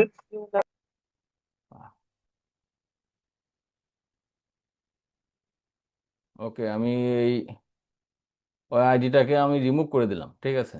এভাবে বারবার আমি ই করবো না, এখন থেকে আপনারা যারা বিনা প্রয়োজনে বিরক্ত করবেন আপনাদেরকে রিমুভ করে দেবো। আপনারা পরে হচ্ছে ভিডিওটা দেখে ক্লাসটা করে নেবেন। হরে কৃষ্ণ। তো এখানে আহ, আহ, ব্রহ্ম অর্পণম ব্রহ্ম হবি, ব্রহ্ম মানে চিন্ময় উদ্দেশ্যে বা ভগবানের সেবার জন্য যে হবি, হবি মানে কি ঘি, বা এখানে ঘিটা যে নিবেদন করা হয়, যজ্ঞের ক্ষেত্রে ঘি দিতে হয় না, কিন্তু এখানে আহ, আহ, যে হবির কথা বর্ণনা করা হচ্ছে বা ঘির কথা বর্ণনা করছে, সেটা মানে চিন্ময় উদ্দেশ্যে আমরা যা কিছু নিবেদন করি, সেবা হোক, ভক্তি হোক, ভগবানের উদ্দেশ্যে নৈবেদ্য নিবেদন হোক, আমার যে কর্ম আছে, মানস ও দেহ গেহ যো কিছু মোর অর্পিল তোয়া পদে নন্দ কিশোর, সবগুলো কি হয়ে যাবে, আমার নিবেদিত খাদ্যদ্রব্যগুলো যদিও জড়, কিন্তু ভগবানের উদ্দেশ্যে বা ব্রহ্মের উদ্দেশ্যে যখন নিবেদিত হয় সেটিও ব্রহ্ময় হয়ে যায়, মানে চিন্ময় হয়ে যায়। ব্রহ্ম আগ্নেও, যজ্ঞের ক্ষেত্রে কি অগ্নি লাগে না, ঠিক তেমনি এই যে অগ্নির কথা বলা হচ্ছে, যজ্ঞের যে অগ্নি, যেহেতু সেই কর্মটা ভগবানের উদ্দেশ্যে, তাই সেটিও চিন্ময়। ব্রহ্মণা হুতম, ব্রহ্মণা মানে কি, যে যার দ্বারা যজ্ঞটি সম্পাদিত হয়। এখানে জীবাত্মার কথা বর্ণনা করা হচ্ছে, সাধারণ যজ্ঞের ক্ষেত্রে যে পুরোহিতরা থাকে, ঠিক আছে, হুতম মানে যারা আহুতি প্রদান করে তারাও চিন্ময়, অর্থাৎ ভগবানের ভক্তও চিন্ময় যারা ভক্তি করে। ব্রহ্মনৈব তেন গন্তব্যম, আর এই সমস্ত কর্ম যারা সম্পাদন করে, যে সমস্ত বস্তু যেহেতু চিন্ময়, তারা ব্রহ্মই তাদের গন্তব্য, অর্থাৎ তারা ভগবানকেই লাভ করে। ব্রহ্ম কর্ম সমাধিনা, কারণ তাদের যে কর্ম তারা সম্পাদন করছে, তাদের উদ্দেশ্যটা হচ্ছে ব্রহ্মকে লাভ বা ভগবানকে লাভ। তার মানে ভগবানের সেবায় আপনি যা কিছুকে যুক্ত করেন বা যা কিছু ভগবানের সেবায় সংযুক্ত, সেটি জড় নয়, প্রত্যেকটি হচ্ছে চিন্ময়। তো এখানে শিল প্রভুপাদ তাৎপর্য, এখানে অনেকগুলো বিষয় এখানে বর্ণনা করছেন, আমরা যদি সংক্ষেপে যদি বলি, যেমন শিল প্রভুপাদ একটা এখানে দৃষ্টান্ত বা উপমা প্রদান করেছেন, যে জড় কর্মের ফলে কি হয়, কর্মবন্ধন সৃষ্টি হয়, ঠিক তেমনি সেই কর্ম যখন ভগবানের উদ্দেশ্যে সাধিত হয়, সেই কর্মই জীবকে মুক্ত করে। যেমন অনেক সময় যদি কেউ দুধ আহার করে, তাহলে তার পেটের সমস্যা হয়। তো সেই পেটের সমস্যার নিরাময় কিভাবে হয়, সেটি হয় যখন সেই দুগ্ধেরই বিকার যদি তিনি আহার করে, তখন তার পেটের সমস্যা দূরীভূত হয়। তার মানে যে দুধ দ্বারা পেটের সমস্যা সৃষ্টি হলো, যে কর্মের ফলে কর্মবন্ধন সৃষ্টি হলো, দুধের বিকার, দধির মাধ্যমে কি হয়, সেই পেটের অসুখ থেকে নিষ্কৃতি পাওয়া যায়। ঠিক তেমনি কর্ম যখন ভগবত উদ্দেশ্যে সাধিত হয়, সেই সেই ভগবত কর্ম কর্মের বন্ধন থেকে মুক্ত করতে পারে। তো এখানে ব্রহ্ম বলতে চিন্ময়কে বোঝাচ্ছেন শিল প্রভুপাদ এখানে বলছেন। হুম। তো সেই উদ্দেশ্যে অর্পণ, হবি, অগ্নি, হোতা, ফল সবকিছুই এখানে ব্রহ্মে অবস্থান করেন।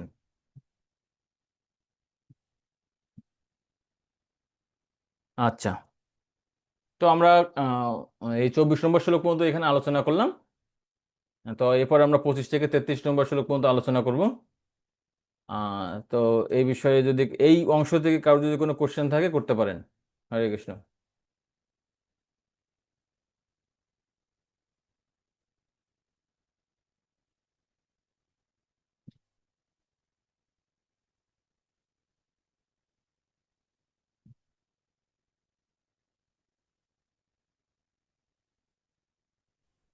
হরে আর কৃষ্ণ, প্রণাম। হ্যাঁ, প্রণাম মাতাজি, বলুন। প্রভু, এখানে হচ্ছে সিদ্ধ এবং আরূঢ় স্তর, এটা যদি আরেকবার একটু বলতেন। তো এটা শুধুমাত্র কিন্তু এই জ্ঞান যোগে না, কর্মযোগের ক্ষেত্রে আমরা বলছিলাম, কর্মযোগের ক্ষেত্রে জ্ঞান যোগ, ধ্যান যোগ, ভক্তি যোগ, প্রত্যেক ক্ষেত্রে একটি বিষয় প্রয়োজন। আমরা জানি যে ভক্তির স্তরের মধ্যে দুইটি স্তর রয়েছে, একটি হচ্ছে সাধন স্তর আর একটি হচ্ছে সিদ্ধ স্তর। সাধন হ্যাঁ। স্তর মানে কি? যিনি আহ সাধনা শুরু করেছেন, ভগবানকে পাওয়ার জন্য যিনি সাধনা শুরু করছেন কিন্তু ভগবানকে এখনো লাভ করেননি, বা লাভ করার পূর্ণ যোগ্যতা তিনি অর্জন করেননি, একে বলা হয় সাধন স্তর বা আরুরুক্ষু স্তর। আরুরুক্ষু আরুরুক্ষু স্তর। উদাহরণ প্রদান করছিলাম, কেউ একটি হয়তো গাড়িতে উঠতে চান, তার হচ্ছে বাসনা আছে, ঠিক আছে? তো এই ক্ষেত্রে কি, গাড়ি না বলে আমরা বলছিলাম যে রথ, ঠিক আছে? যেমন রথা আরুরুক্ষু, রথারুরুক্ষু। আরুরুক্ষু মানে কি চাই বা বাসনা, আরুরুক্ষু মানে কি বাসনা, ঠিক আছে? কিন্তু তিনি এখনো উঠতে পারেননি, কিন্তু তিনি উঠার চেষ্টা করছেন, তার জন্য টিকিট কাটছেন, তিনি ওই কি বাস স্ট্যান্ডে যাচ্ছেন, ঠিক আছে? বাস আসবে, তারপর তিনি উঠবেন। এই যে বাসে ওঠার আগের যে প্রসেসটা তিনি করছেন, এটা হচ্ছে আরুরুক্ষু স্তর, ঠিক আছে? তাই এখানে হচ্ছে কর্মযোগের ক্ষেত্রে আরুরুক্ষু বা সাধন স্তর। আরেকটি স্তর আছে যিনি সিদ্ধ স্তর। সিদ্ধ স্তর মানে কি? যিনি ইতিমধ্যেই সেই স্তরকে পেয়ে গিয়েছেন, তিনি হয়তো ভগবত ধামে আছেন কিন্তু জড় জগতে থাকলেও তিনি এটা তার হচ্ছে, মানে তিনি জড় জগতে থাকতে পারেন, চিন্ময় জগতে থাকতে পারেন, তার জড় জগতে থাকা আর চিন্ময় জগতে থাকার মধ্যে কোনো পার্থক্য নেই। অর্থাৎ শুদ্ধ ভক্ত যিনি, যিনি শুদ্ধ ভক্তি অর্জন করেছেন, অর্থাৎ যিনি সিদ্ধ অবস্থায় রয়েছেন, একে বলা হয় আরূঢ় স্তর কর্মযোগের ক্ষেত্রে, বা এখানে জ্ঞান যোগের ক্ষেত্রে আরূঢ় স্তর। যেমন উদাহরণ বলছিলাম, যদি রথের ক্ষেত্রে হয়, তিনি রথে ইতিমধ্যেই আরোহণ করেছেন, তাকে বলা হয় রথারূঢ়। আরূঢ় থেকে রথা, রথ প্লাস আরূঢ় একসাথে করলে রথারূঢ় হয়, ঠিক আছে? ঠিক তেমনি তিনি কর্মযোগে ইতিমধ্যেই বা বা হচ্ছে এই অনাসক্ত কর্মীর ক্ষেত্রে তিনি সিদ্ধ স্তরে অবস্থিত করছেন। এই স্তরটা আপনারা জ্ঞান ধ্যান যোগেও পাবেন, ঠিক আছে? ধ্যান যোগেও পাবেন, ভক্তি যোগে ভেবে উল্লেখ নেই, কিন্তু প্রাথমিক স্তরের এবং সিদ্ধ স্তরের কথা তো বর্ণনা করাই আছে। হরে কৃষ্ণ, আশা করি বুঝতে পেরেছেন। আর কোনো, কারো কোনো কোশ্চেন আছে থাকলে করতে পারেন।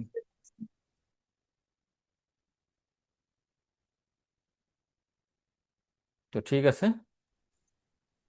হরে কৃষ্ণ বাবু, আমার একটু প্রশ্ন আছে বাবু। ইয়েস, মধুসূদন বাবু। বাবু, এই যে 18 নম্বর শ্লোকের অনুবাদে যে বলা আছে, মানে আমি কখন বুঝাইছিলেন, আমি একটু হয়তো অমনোযোগী ছিলাম, বুঝতে পারিনি। হুম তো যিনি কর্মে, মানে কর্মে অকর্ম দর্শন করেন এবং হুম অকর্মে আবার কর্ম দর্শন করেন, হুম তিনি সমস্ত মানুষের মধ্যে বুদ্ধিমান।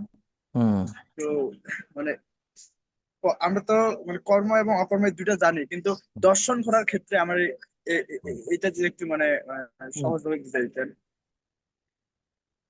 এখানে দুইজন ব্যক্তির দৃষ্টিভঙ্গির কথা বর্ণনা করা হচ্ছে।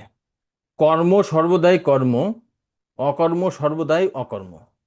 এমন না, কর্মকে আপনি যদি অকর্ম দর্শন করেন তাহলে সেটি অকর্ম হয়ে গেল, আবার অকর্মকে আমি কর্ম দর্শন করলাম বলে সেটি কর্ম হয়ে গেল, এমন কোনো বিষয় না।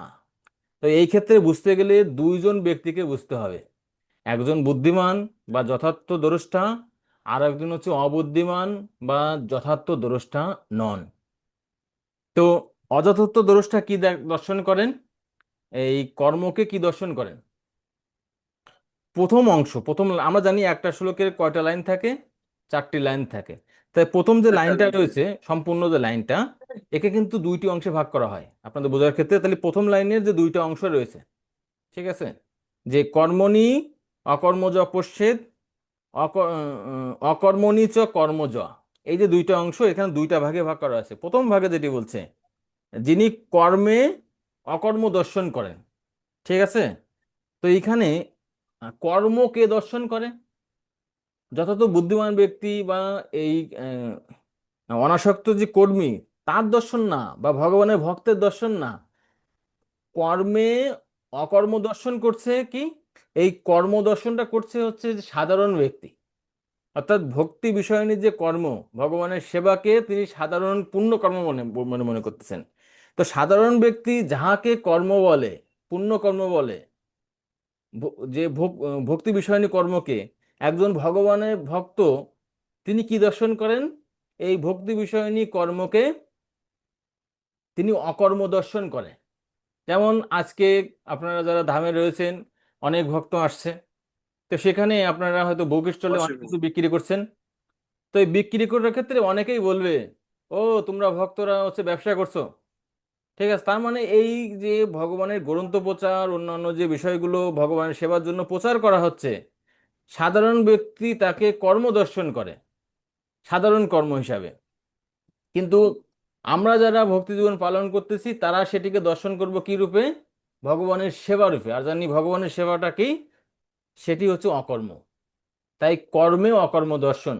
আশা করি বুঝতে পারছেন প্রথম অংশটা। আবার পরের অংশে দেখেন, অকর্মণিচ কর্মজ। তারা মনে করতেছে তারা একটু দেশ সেবা করছে, পিতামাতার সেবা করতেছে, একটু পুণ্যকর্ম করছে, একটু ভালো কর্ম করছেন, বলে আমি তো অন্যের কোনো ক্ষতি করছি না, তাতে কি হবে না। এই যে কর্মটা সাধারণ কর্ম, সাধারণ নীতি নৈতিকতাকে তারা মনে করতেছেন যে ভগবানের সেবার সমান। কি, তারা বলে যে না না না, এটি করলে তো যথেষ্ট, আবার ভগবানের সেবা কেন করতে হবে। তার মানে এই সাধারণ কর্মকে তারা অকর্ম মনে করছে, ভগবানের সেবার মতো। কিন্তু ভগবত ভক্ত তারা সেটাকে কর্ম হিসাবেই দেখে। যে ও আচ্ছা, সাধারণ ব্যক্তি তুমি বলছো যে এই দেশ সেবা, মানব সেবা আদি সব ভগবত কর্ম না, এগুলো হচ্ছে পুণ্য কর্ম। তাই তিনি অকর্মে পুণ্য কর্ম দর্শন করেন। এই হচ্ছে বিষয়। সব বুদ্ধিমান মানুষ শিশু, তিনি হচ্ছে মানুষদের মধ্যে বুদ্ধিমান, যুক্ত কৃচ্ছন্ন অকর্মকৃত। তিনি সমস্ত কর্মে নিযুক্ত থাকলেও কর্মবন্ধনে নিযুক্ত হন না। মধুসূদন প্রভু বুঝতে পারছেন? হ্যাঁ প্রভু, বুঝতে পারছি। ওকে, ধন্যবাদ। তোমার প্রশ্নের পরিপ্রেক্ষিতে বিষয়টা একটু জটিল ছিল, আবারও ব্যাখ্যা করার সুযোগ পেলাম, বা বাকিরাও হয়তো যাদের এ ছিল বুঝতে পেরেছেন। হরে কৃষ্ণ। আর কারো কোনো কোশ্চেন আছে?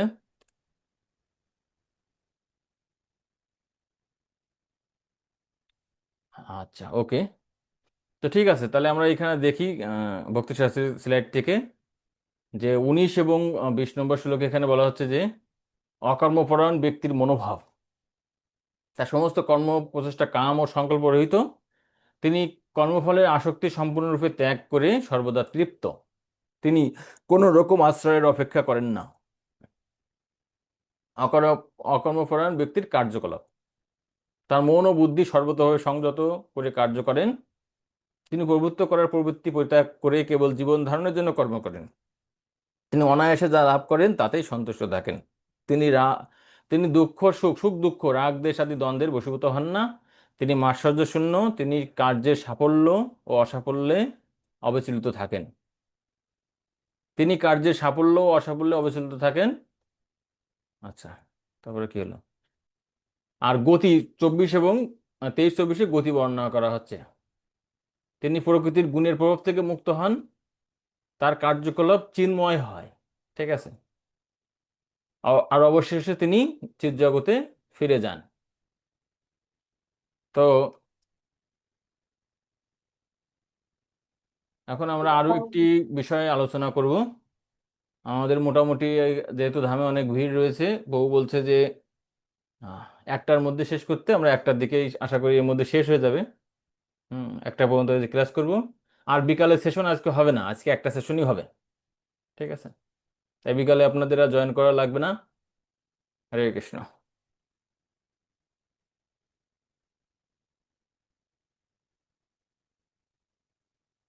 তো আবার একটু আমরা বিষয়বস্তুগুলো একটু সংক্ষেপে দেখি, তাহলে আমাদের বারবার যখন এই এই বিষয়বস্তুটা যখন মনে থাকবে তখন অধ্যায়টি আমাদের বুঝতে সুবিধা হবে।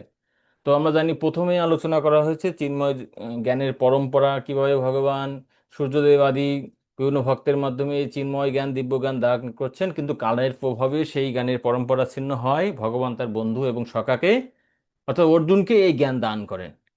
অর্জুন তখন ভগবানকে বলেন, কিভাবে তুমি সূর্যদেবকে দান করছো? সূর্যদেব তো তোমার অনেক আগে জন্মগ্রহণ করছেন। তখন ভগবান এই 5 থেকে 10 নম্বর শ্লোকে এখানে তার দিব্য আবির্ভাবের কথা বর্ণনা করছেন। তো সেখানে আমরা দেখেছিলাম যে অর্জুনকে বলছেন, তুমি তোমার পূর্ব জীবনের কথা ভুলে যাও, কিন্তু আমি ভুলি না। আমি যোগমায়াকে আশ্রয় করে আবির্ভূত হই। যখন যখন ধর্মের গ্লানি হয়, অধর্মের প্রাদুর্ভাব হয়, তখন আমি আবির্ভূত হই। ঠিক আছে, আর আবির্ভূত হয়ে সাধুদের পরিত্রাণ করি, দুষ্টদের বিনাশ করি, ধর্ম সংস্থাপন করি। আর যিনি এভাবে আমার এই জন্মকর্মকে বোঝেন, তিনি আমার ধাম লাভ করেন। আর এভাবে বহু বহু মুনি ঋষিরা, তত্ত্বজ্ঞ ব্যক্তিরা আমাকে তারা লাভ করেছেন। তো তারপরে ভগবান বলছেন যে 11 থেকে 15 পর্যন্ত আমরা দেখেছিলাম ভগবান সমস্ত মত পথের স্রষ্টা। যে যদিও ভগবানকে যারা 11 নম্বর শ্লোকে বলছেন, যে যেভাবে আমার ভক্তি করে আমি তাকে সেভাবে প্রতিদান করি। তারপরে অর্জুন যদি চিন্তা করেন যে তাহলে কেন সবাই তোমার শরণাগত হন না?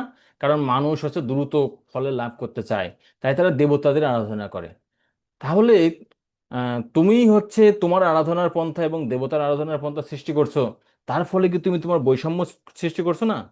ভগবান বলছেন যে না, যে আমি গুণ ও কর্ম অনুসারে বিভিন্ন জনের বৃত্তি নির্ধারণ করেছি, চতুর্বর্ণ সৃষ্টি করছি, প্রত্যেকেই তার গুণকে অনুসরণ করে। তখন ভগবান বলছেন, ও তাহলে তুমি গুণ সৃষ্টি করছো, কিন্তু তুমিও তো সেই চতুর্বর্ণের মধ্যে বৈশ্য এবং ক্ষত্রিয় রূপে আচরণ করছো।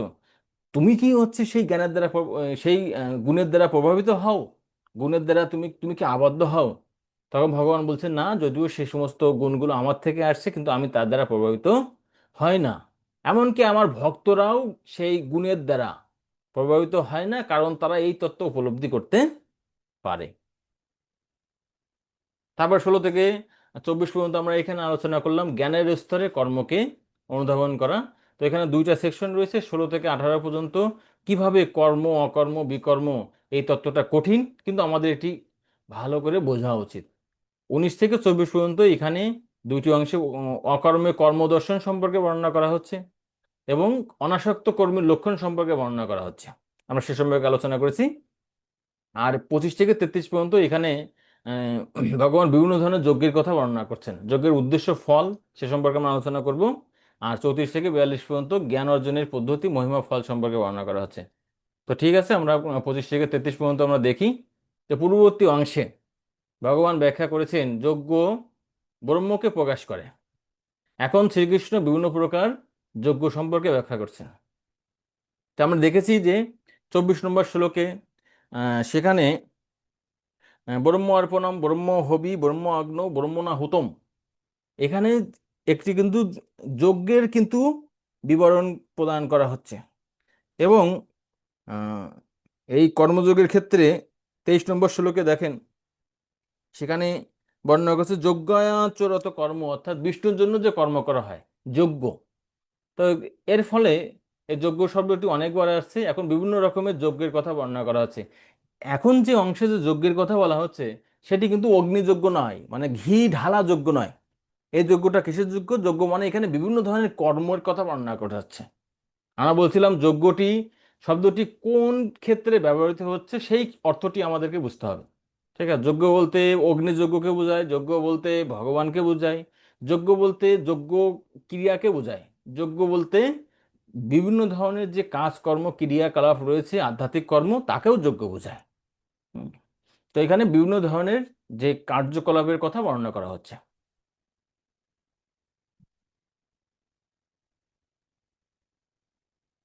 25 নম্বর শ্লোক।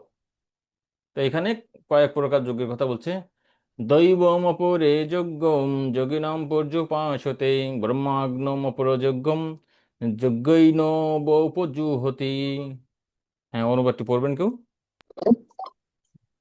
হরে কৃষ্ণ।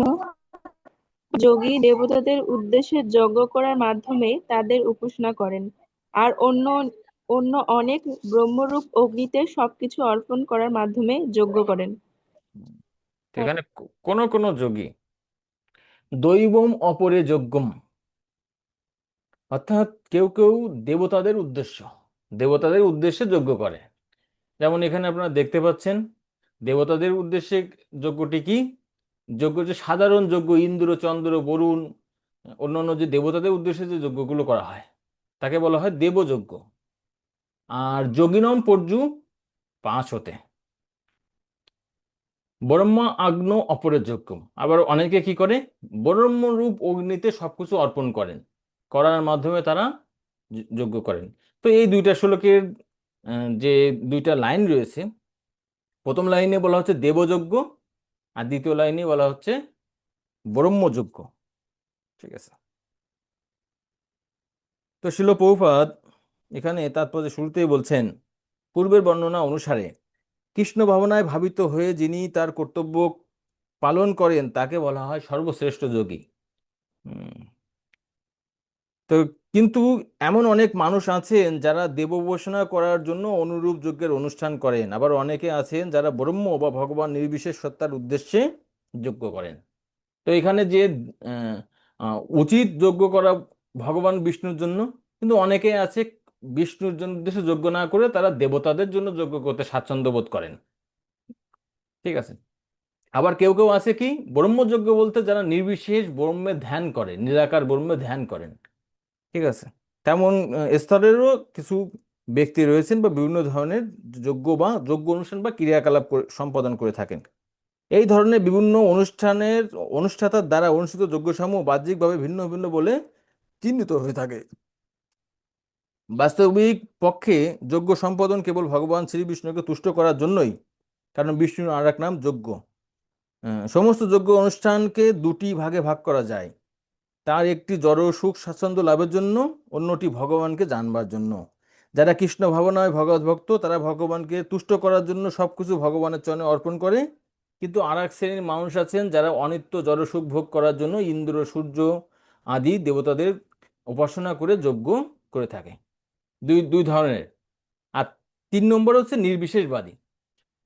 তারা নির্বিশেষ ব্রহ্মযুক্তিতে তাদের সত্তা বিলীন করার জন্য যজ্ঞ করেন। তো এখানে 3 ধরনের যজ্ঞকর্তার কথা আমরা জানলাম। তো যারা হচ্ছে ভগবানের উদ্দেশ্যে সবকিছু অর্পণ করেন সেটি কিন্তু শ্লোকে নেয়, কিন্তু তারাই হচ্ছে মুখ্য যজ্ঞকর্তা। আর এখানে যেটি বলছেন যে জড়সুখ ভোগের জন্য কি করে, এই দেবযজ্ঞ, আর নির্বিশেষ ব্রহ্মে বিলীন হয়ে যাওয়ার জন্য ব্রহ্মযজ্ঞ, আর দুইটি ক্যাটাগরির লোক সম্পাদন করে। তো একটু পরে দেখেন, দেবদেবীর পূজা করেন তাদের বলা হয় বহুশ্বরবাদী। আর এক শ্রেণী আধ্যাত্মবাদী পরম তত্ত্বের নির্বিশেষতা উপাসনা করেন, বিভিন্ন দেবদেবীর অনিত্যতা অনুভব করে ব্রহ্মজ্যোতিতে তাদের পৃথক সত্তা উৎসর্গ করে ব্রহ্মে লীন হয়ে যান। তো যাই হোক, এখানে এই যে নির্বিশেষবাদী এবং দেবযজ্ঞের মধ্যে পার্থক্য ছিল প্রভুপাদ এখানে প্রদান করছে, আপনারা দেখে নেবেন। তো এখানে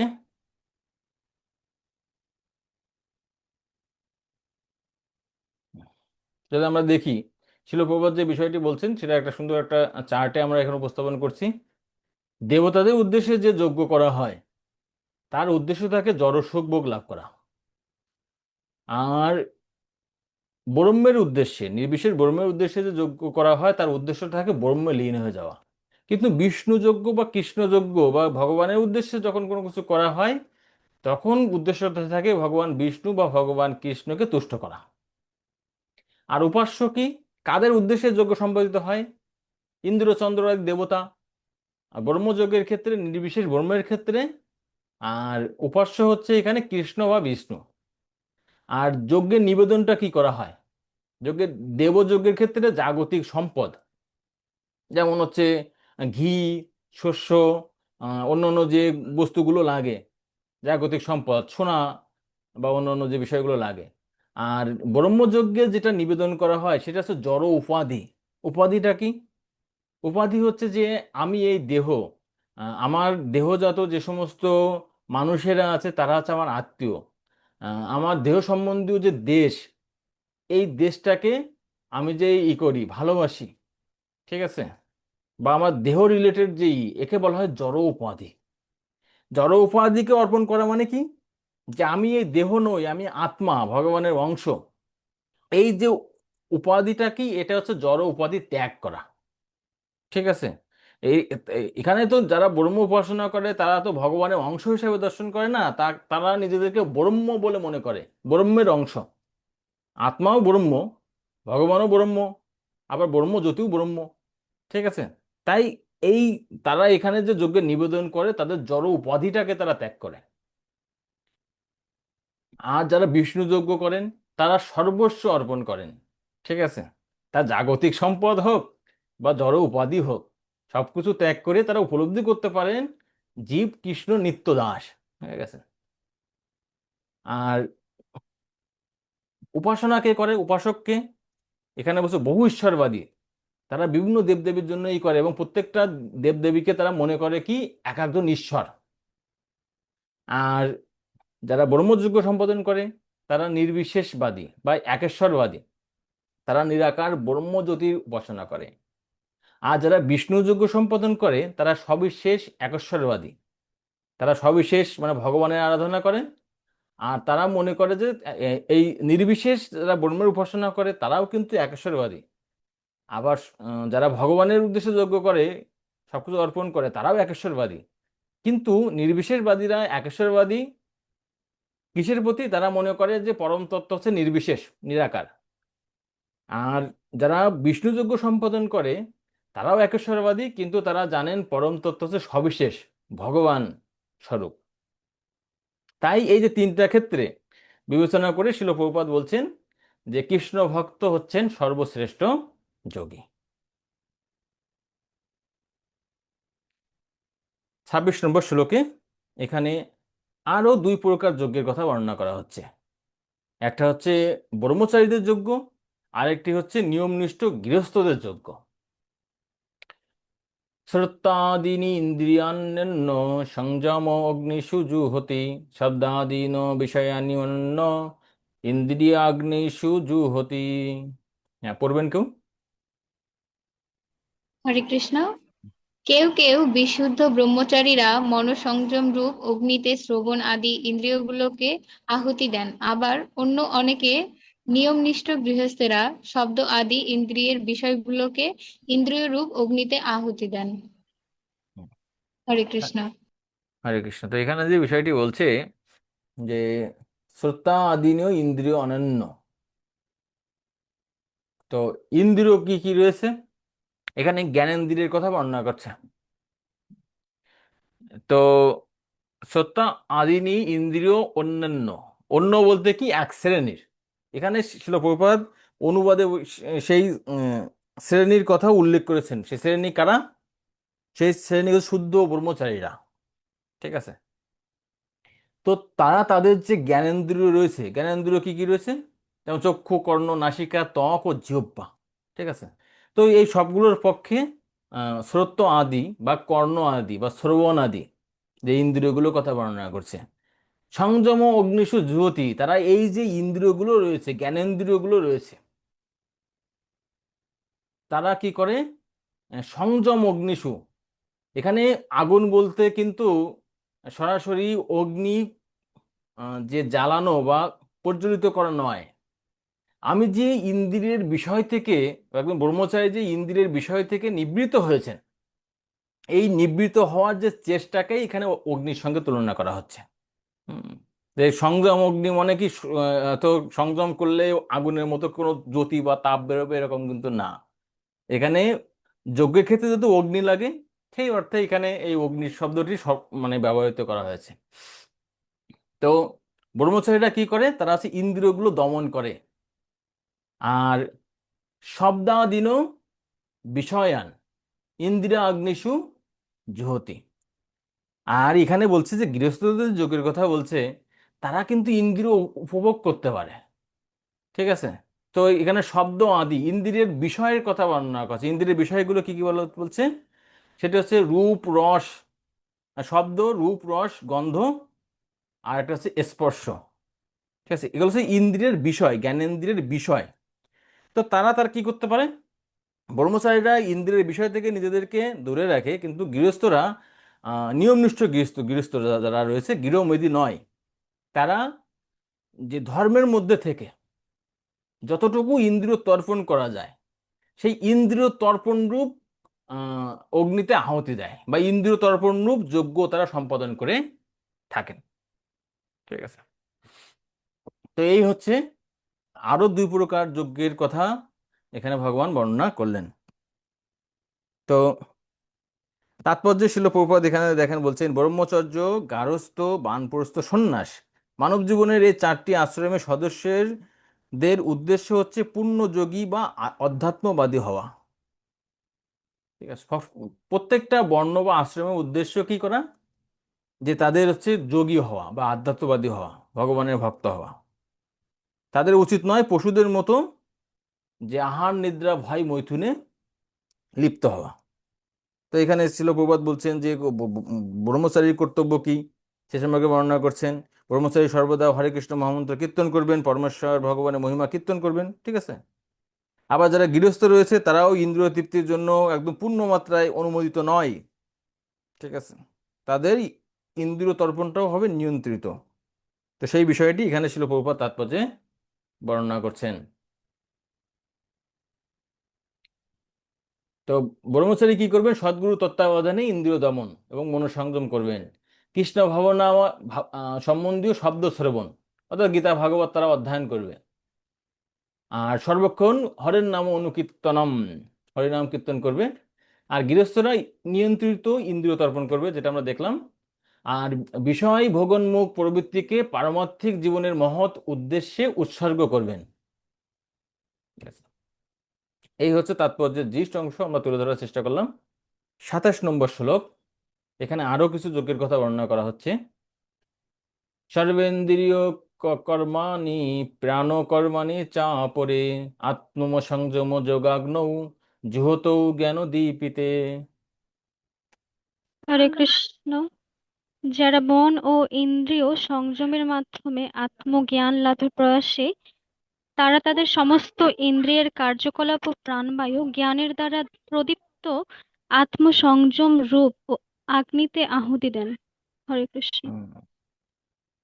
এখানে বলছেন আরো এক শ্রেণীর যজ্ঞের কর্তা সম্পর্কে বর্ণনা করা হচ্ছে। তো তারা কিরকম, সর্বেন্দ্রিয় কর্মাণি প্রাণ কর্মাণি চাপরে। তো তারা যারা তাদের সর্বেন্দ্রিয় বলতে মন এবং ইন্দ্রিয় গুলোকে সংযমের মাধ্যমে আত্মজ্ঞান লাভের প্রয়াসী। আর এটা হচ্ছে প্রাণ কর্মাণি চাপরে। আর এক ধরনের ব্যক্তি আছে যারা কি করে, তারা তাদের হচ্ছে সমস্ত ইন্দ্রিয়ের যে কার্যকলাপ রয়েছে সেগুলো নিয়ন্ত্রণ করেন। আত্মসংযম যোগাগ্ন জুহতু জ্ঞান দীপিতে। আবার কেউ কেউ প্রাণবায়ুকে জ্ঞানের দ্বারা প্রদীপ্ত করে আত্মসংযমরূপ অগ্নিতে আহুতি দেন। তো এখানে বুঝতে গেলে আপনারা ইসে পাবেন, এখানে তাৎপর্য আমরা দেখি। তো শিল প্রভুপাদ এখানে বলছেন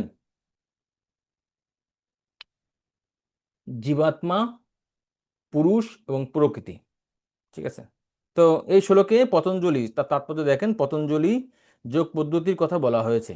পতঞ্জলি যোগসূত্রে আত্মাকে প্রত্যগাত্মা এবং পরাগাত্মা নামে অভিহিত করা হয়। আত্মা যখন ইন্দ্রিয় সুখ ভোগের প্রতি আসক্ত থাকে তখন তাকে বলা হয় পরাগাত্মা। ঠিক আছে। আর যখন জীবাত্মা ওই ধরনের ইন্দ্রিয় সুখের প্রতি আসক্তি রহিত হয় তখন তাকে বলা হয় প্রত্যগাত্মা। ঠিক আছে। তো জীবাত্মা, পুরুষ এবং প্রকৃতি। জীবাত্মা কি, জীবাত্মা মানে আত্মা, প্রকৃতি মানে জড়া প্রকৃতি, আর পুরুষ বলতে এখানে ভগবানকে বোঝানো করা হচ্ছে। পুরুষ, জীবাত্মা, প্রকৃতি, পুরুষ। তো জীবাত্মা যখন এই জড়া প্রকৃতির প্রতি আসক্ত হয় এই ধরনের আত্মাকে বলা হয় পরাগাত্মা। পরাগ মানে কি, ভিন্ন। তারা এখানে ভগবানকে ত্যাগ করে নিজেরাই হচ্ছে ভোগ করতে চায় এটা। আর পতঞ্জলি যোগ পদ্ধতিতে যে আত্মাগুলো ভগবানের আরাধনায় নিযুক্ত তাদেরকে বলা হয় প্রত্যগাত্মা, অর্থাৎ তারা ভগবানের সেবায় যুক্ত রয়েছেন সেটি। তো এই একটা বিষয় রয়েছে, শিল প্রভুপাদ বলছেন। আশা করি বিষয়টা বুঝতে পারছেন, প্রত্যগাত্মা কি, পরাগাত্মা কি।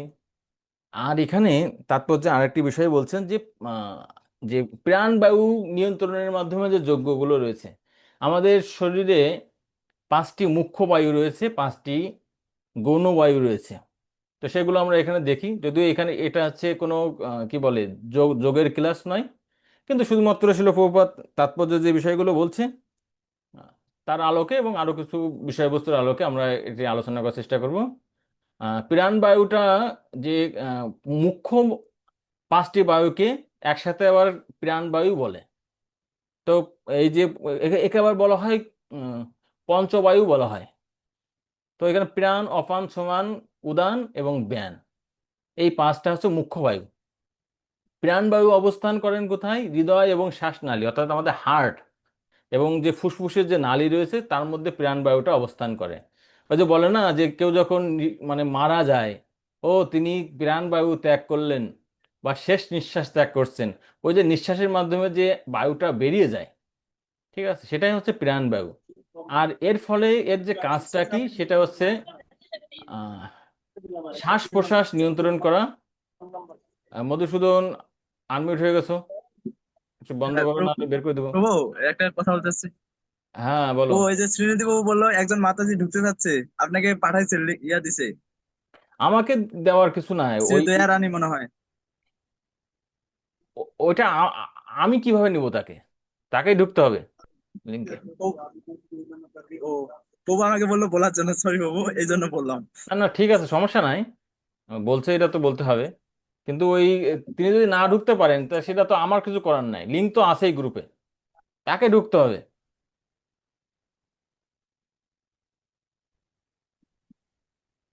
ঠিক আছে, ধন্যবাদ।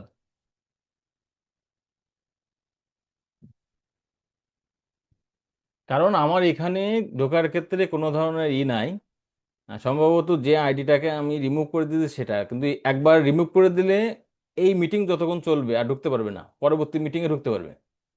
ঠিক আছে, তো এই জন্য সাবধান। ঠিক আছে, আপনাদের যে কথাগুলো বলা হয় সেগুলো শুনবেন, না হলে আর কি, কারণ কয়বারই করব আমি, কমপক্ষে 4 থেকে 5 বার হচ্ছে করছি, মিউট করছি, তারপরেও যদি কথা বলে যদি আনমিউট হয় সেক্ষেত্রে তোমার কিছু করার নেই। তো আজকে ক্লাসটা আর মনে হয় ঢুকতে পারবে না। হরে কৃষ্ণ।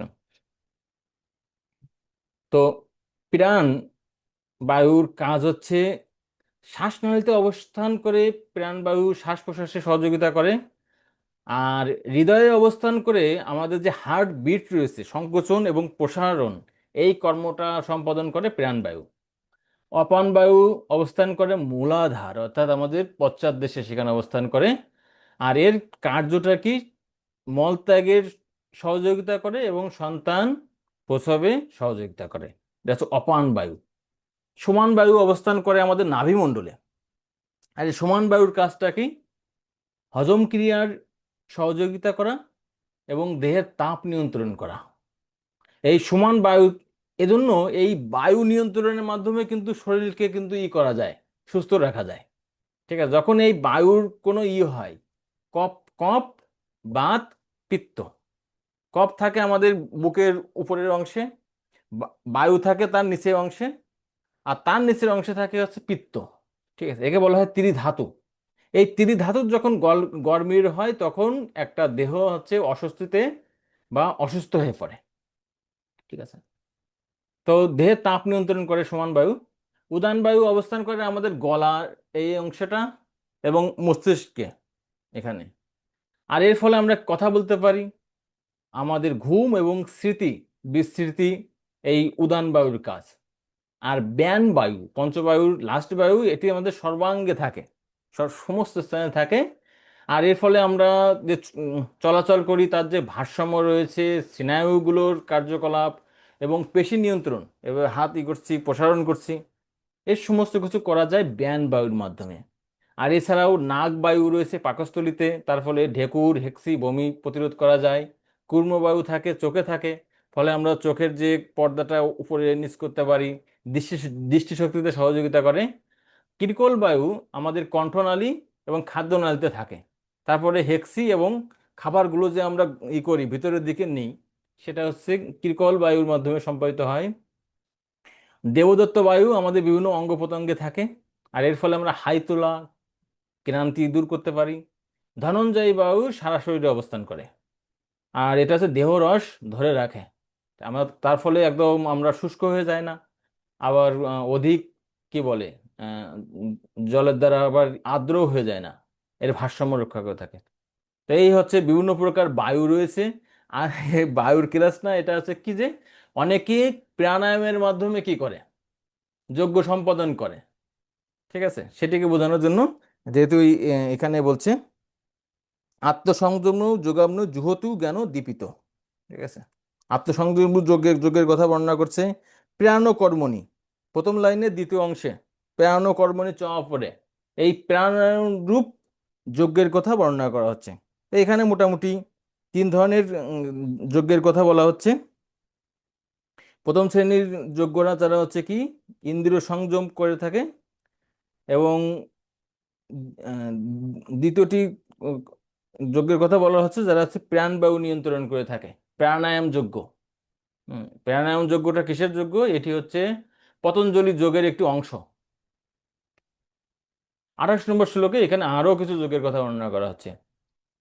দ্রব্য যজ্ঞ, তপোযজ্ঞ, যোগ যজ্ঞ তথা পরে, সাধ্যায় জ্ঞান যজ্ঞস্য যতয় সংসিত ব্রতঃ।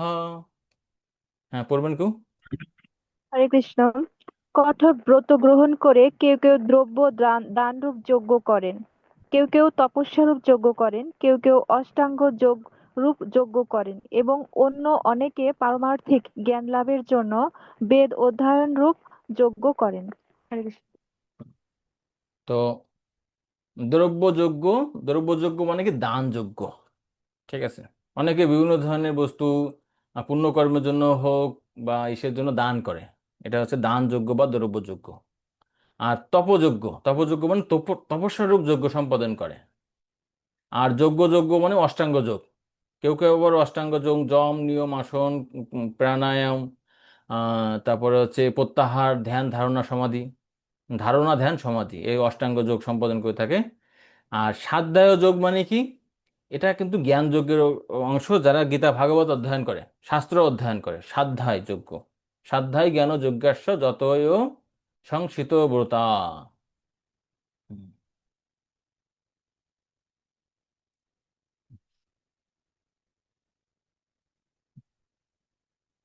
এখানে শিল প্রভুপাদ এই প্রত্যেকটা যজ্ঞের কথা এখানে বলছে। দ্রব্যযজ্ঞ কারা? দ্রব্যযজ্ঞ মানে যারা ধর্মশালা, অন্নসত্র, অতিথিশালা, অনাথ আশ্রম নির্মাণ করে থাকে, এটা হচ্ছে দ্রব্যযজ্ঞ।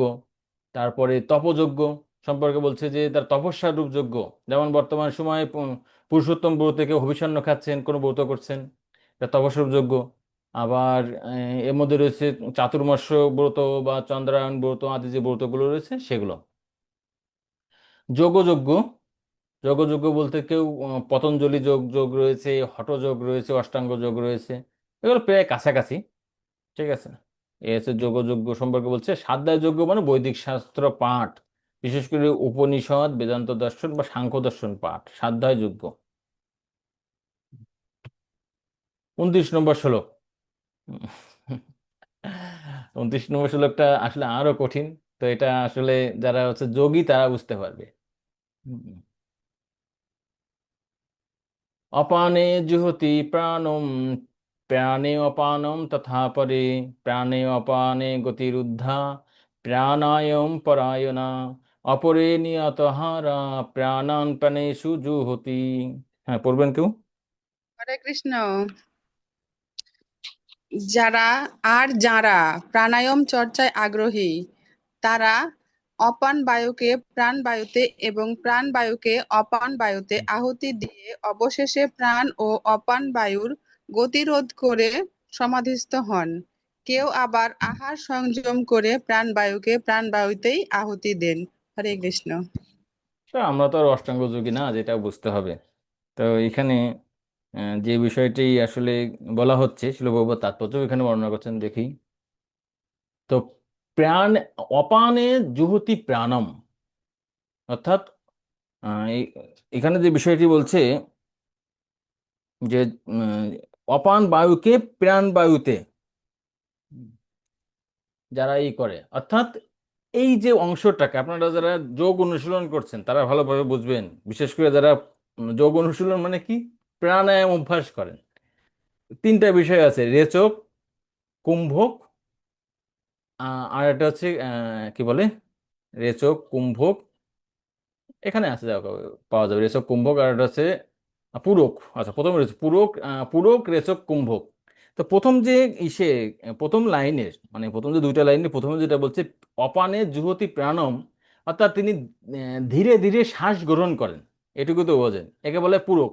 মানে যোগ সাধনার ক্ষেত্রে আপনার যে কোনো একটা যোগাসনে বসে হয়তো একটা নাসিকা মানে আপনি বন্ধ করতে পারেন, অথবা আপনি দুইটা নাক দিয়ে ধীরে ধীরে শ্বাস গ্রহণ করতে হয়, একে বলে পূরক। একে হচ্ছে আহ, অপান বায়ুকে প্রাণ বায়ুতে আহুতি দেওয়া। আর প্রাণে অপানাম তথা পারে, অথবা কেউ কেউ প্রাণ বায়ুকে আবার অপান বায়ুতেই করে আহুতি দেন। সেটা কিভাবে? এই যে প্রক্রিয়াকে বলা হয় রেচক, অর্থাৎ ধীরে ধীরে নিঃশ্বাস ত্যাগ করা। ঠিক আছে? যেমন আপনি হয়তো এই ডান হাতের এই বৃদ্ধাঙ্গুলি দিয়ে ডান পাশের নাসিকাটা বন্ধ করে আপনি কি করতে পারেন, পুরকের ক্ষেত্রে ধীরে ধীরে আপনি নিঃশ্বাস নিলেন, তারপরে যখন ছাড়বেন কি করবেন, তখন এই আঙুল দিয়ে এই একটা এই করে আপনি ধীরে ধীরে নিঃশ্বাস ছাড়তে পারেন। এটা হচ্ছে পূরক এবং রেচক। আর একটা বিষয় বলছেন যে পরের লাইনে প্রাণে অপান গতির উদ্ধা, যে প্রাণবায়ু এবং অপান বায়ু উভয় বায়ুটাকে গতিরোধ করা হয়, অর্থাৎ কিছু সময়ের জন্য শ্বাসটাকে বন্ধ করে রাখা। অর্থাৎ এটা এটা কোন ক্ষেত্রে করা হয়, সেটা পূরকের আগেও করা যেতে পারে। যে আমি হচ্ছে নিঃশ্বাসটি নেওয়ার পর কিছুক্ষণ আমি নিঃশ্বাসটি আটকে রাখলাম, একে একে বলা হচ্ছে কুম্ভক। আবার আমি রেচকের পর ছেড়ে দেওয়ার পর কিছু সময় আমি নিঃশ্বাস নিলাম না, সম্পূর্ণ বের করে থেমে থাকলাম। এই হচ্ছে দুইভাবে যে কুম্ভক রয়েছে। আর আলটিমেটলি এই পূরক, রেচক এবং কুম্ভক করার উদ্দেশ্য হচ্ছে আয়ু বৃদ্ধি করা। কেন আয়ু বৃদ্ধি হয়, কিভাবে আয়ু বৃদ্ধি হয়?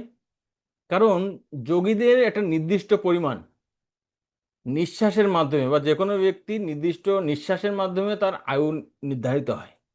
তো যখন ধীরে ধীরে শ্বাস করা হয়, গ্রহণ করা হয়, ধীরে ধীরে শ্বাস ছাড়া হয় এবং কিছু সময়ের জন্য আটকে রাখা হয়, তার ফলে নিঃশ্বাসের সংখ্যা বা নিঃশ্বাস প্রশ্বাসের সংখ্যা যখন এভাবে যখন নিয়ন্ত্রণ করা যায় বা দীর্ঘ করা যায়, তার ফলে যোগীদের আয়ু বৃদ্ধি হয়। কেন তাদের আয়ুটাকে বৃদ্ধি করতে হয়? কারণ যোগ সাধনার মাধ্যমে সিদ্ধি লাভ করার জন্য অনেক সময়ের প্রয়োজন। তাই সাধারণ 70, 80 বা 100 বছরের মাধ্যমে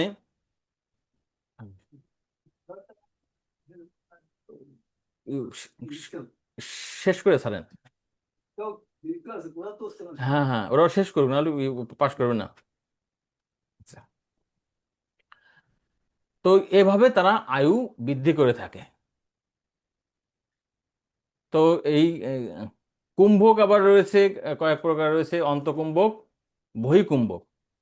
অন্তকুম্ভক মানে কি নিঃশ্বাস নেওয়ার পর ধরে রাখা, আর বহিকুম্ভক মানে নিঃশ্বাস ছাড়ার পরে ধরে রাখা।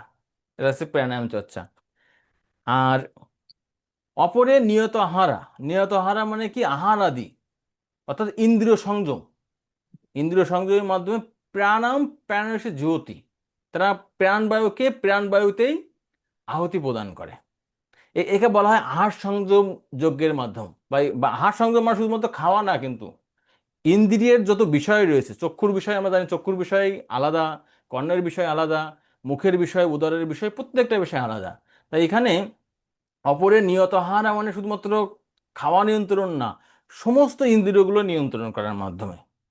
শিল প্রভুপাদ বলছেন যে আমাদের এই আহার সংযম হবে কিসের মাধ্যমে, সেটা হচ্ছে কৃষ্ণ প্রসাদ আহারের মাধ্যমে। তো আশা করি বিষয়টা একটু জটিল, এটি হচ্ছে প্রাণায়ামের বিষয়, কিন্তু অন্ততপক্ষে আমরা বুঝতে পারবো প্রথম হচ্ছে পূরক, তারপরে রেচক, তারপরে কুম্ভক। কুম্ভক আবার দুই প্রকার, অন্তকুম্ভক, বহিকুম্ভক। এবং অপরে নিয়ত আহারা প্রাণ প্রাণেষু, যেহেতু এটা হচ্ছে কি ইন্দ্রিয়গুলো সংযম করা। অর্থাৎ প্রথমে বলছে প্রাণায়াম সম্পর্কে অষ্টাঙ্গ যোগের, আর এই অপরে নিয়ত আহারা প্রাণ প্রাণেষু যেহেতু মানে কি অষ্টাঙ্গ যোগের যে প্রত্যাহার স্তর রয়েছে, প্রত্যাহার স্তরে কি করা হয়, ইন্দ্রিয়ের বিষয় থেকে ইন্দ্রিয়গুলোকে নিয়ন্ত্রণ করা হয়। ক্লিয়ার? আশা করি বুঝতে পারছেন। হরে কৃষ্ণ। তো এখানে এই 25 থেকে 29 পর্যন্ত বিভিন্ন যজ্ঞের কথা বর্ণনা করা হচ্ছে। তো আমরা যদি সংক্ষেপে আলোচনা করি, এখানে আলাদা আলাদাভাবে দেওয়া আছে। প্রথম 25 নম্বর শ্লোকে দুই ধরনের যজ্ঞ ছিল, দেবযজ্ঞ এবং ব্রহ্মযজ্ঞ। দেবযজ্ঞ সম্পাদন করে কর্মযোগী, তাদের উদ্দেশ্য থাকে স্বর্গপ্রাপ্তি। ব্রহ্মযজ্ঞ সম্পাদন করে জ্ঞানযোগী, উদ্দেশ্য থাকে নির্বিশেষ ব্রহ্মে লীন হয়ে যাওয়া। 26-এ আবার দুই ধরনের যজ্ঞের কথা বলছে, মন নিয়ন্ত্রণ এবং ইন্দ্রিয় তর্পণ। মন নিয়ন্ত্রণ আদি বা ইন্দ্রিয় নিয়ন্ত্রণ আদি যে যজ্ঞগুলো সম্পাদন করে ব্রহ্মচারী, উদ্দেশ্য থাকে মন ও ইন্দ্রিয়গুলোকে দমন করা। আর ইন্দ্রিয় তর্পণ রূপ যজ্ঞটি সম্পাদন করে গৃহস্থরা, জড় প্রবৃত্তিকে পারমার্থিক করার উদ্দেশ্যে। 27 নম্বর শ্লোকে সেখানে এক ধরনের যোগীর কথা বলছে, সেটি হচ্ছে আত্মসংযমী যোগী। আর এটি সম্পাদন করে থাকে কারা? ধ্যান যোগীরা, উদ্দেশ্য থাকে পরমাত্মা দর্শন। 28 নম্বর শ্লোকে এখানে 4 ধরনের যোগীর কথা বর্ণনা করা হচ্ছে বা যজ্ঞের কথা বর্ণনা করা হচ্ছে। দান যজ্ঞ সম্পাদন করে ধনী ব্যক্তিরা, উদ্দেশ্য সমাজ সেবা করা। তপযজ্ঞ করে কর্মকাণ্ডীরা, উদ্দেশ্য থাকে স্বর্গলাভ করা। যোগযজ্ঞ সম্পাদন করে ধ্যান যোগীরা, উদ্দেশ্য থাকে পরমাত্মা দর্শন। আর সাধ্যাযজ্ঞ করে জ্ঞান যোগীরা, উদ্দেশ্য থাকে দিব্য জ্ঞান অর্জন। 29 নম্বর শ্লোকে এখানে মূলত প্রাণায়াম যজ্ঞের কথা বলা হচ্ছে, আর এটি সম্পাদন করে থাকে ধ্যান যোগীরা, উদ্দেশ্য থাকে মন এবং ইন্দ্রিয়গুলো দমন করা। তো আমরা এখান থেকে বুঝতে পারছি এই যে বিভিন্ন যজ্ঞ, বিভিন্ন যে ক্রিয়াকলাপ, সবকিছুর উদ্দেশ্য কি বিভিন্নভাবে পারমার্থিক উন্নতি সাধন করা। ঠিক আছে, তো কেউ একজন করছেন, স্ক্রিনে দাগাদাগি করছেন, ডাকবেন না, ডিভাইসটা রেখে দেন। এই যে রত্না নাক্তি মাতাজি,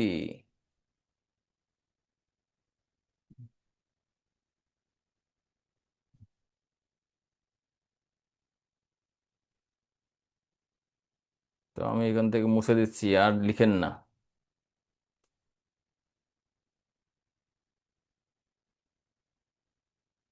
হুম।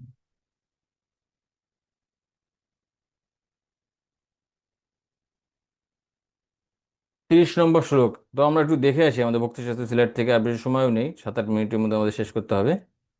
এখানে বিভিন্ন প্রকার যজ্ঞের কথা, দেবতাদের উদ্দেশ্যে নির্বিশেষবাদী, এগুলো আমরা তো দেখলামই। ঠিক আছে, আমার এগুলো আলোচনা করতেছি না, সময় যেহেতু নাই। দ্রব্যযজ্ঞ, আচ্ছা ঠিক আছে, এখানে আর খুব বেশি আলোচনার বিষয় নেই, আমরা বিষয়টা শেষ করে দিই। তো 30 থেকে 33 পর্যন্ত যজ্ঞের উদ্দেশ্যের কথা বর্ণনা করা হচ্ছে। প্রথম উদ্দেশ্য হচ্ছে পাপক্ষয়। সর্বৈ পয়তৈ যজ্ঞাবিদ যজ্ঞ শপিত কলমশা যজ্ঞাশিষ্ট অমৃত ভুজ জানতি ব্রহ্ম সনাতনম। হ্যাঁ, অনুবাদটিকে পড়বেন।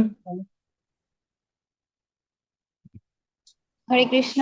তারা যজ্ঞতত্ত্ববিদ এই সমস্ত অনুষ্ঠান তারা সকলেই যজ্ঞের প্রভাবে পাপ থেকে মুক্ত হয়ে যজ্ঞ অবশিষ্ট অমৃত আস্বাদন করেন এবং পরম সনাতন প্রকৃতিতে গমন করেন। হুম। তার মানে এর আগে যে 10-12 প্রকার যজ্ঞের কথা বর্ণনা করা হচ্ছে, আহ জানতি ব্রহ্ম সনাতনম, তারা সনাতন ধাম বা পরম সনাতন ধামে গমন করেন। তার মানে কি প্রত্যেকে কি একই ফল লাভ করে? না, প্রত্যেকে একই ফল লাভ করে না, আবার প্রত্যেকেই একই সাথে ফল লাভ করে না। আলটিমেটলি যেহেতু তারা প্রত্যক্ষ পরোক্ষভাবে ভগবানের সেবায় নিযুক্ত, ঠিক আছে, তাই তারা পরাগতি লাভ করে। কেউ সরাসরি যায়, কেউ দীর্ঘ সময় পরে গমন করে। ঠিক আছে, কিন্তু তারা যায়। দেখুন, সর্ব একই তো যজ্ঞবিদ, প্রত্যেকে যজ্ঞবিদ।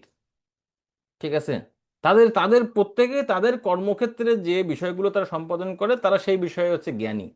যজ্ঞ শোভিত কলমশা, যজ্ঞের প্রভাবে তারা কি হয়েছে? সমস্ত পাপ থেকে মুক্ত হয়েছেন। যজ্ঞাশিষ্ট অমৃত ভুজ, যজ্ঞের ফলে কি হয়? যে যে অমৃত উত্থিত হয়, মানে যে যজ্ঞের ফল যে প্রাপ্ত হয়, তার ফলে তারা জানতি ব্রহ্ম সনাতন, তারা হচ্ছে সেই পরা প্রকৃতি সনাতন প্রকৃতিতে গমন করে। তো এখানে যে বিষয়টা বলছে যে যজ্ঞ শোভিত কলমশা, যজ্ঞের ফলে তারা পাপ কর্ম থেকে মুক্ত হয়। তো 31-এ বলছে ইহজীবন এবং পরজীবনে সুখ বিধান, নায়ম লোক অস্তি যজ্ঞস্য কুত অন্য কুরু সত্তম। হ্যাঁ, পড়বেন কেউ?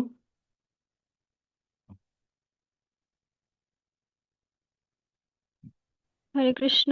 হে কুরুশ্রেষ্ঠ, যজ্ঞ অনুষ্ঠান না করে কেউই সুখে থাকতে পারে না, তাহলে পরলোকের আর কি কথা। হরে কৃষ্ণ।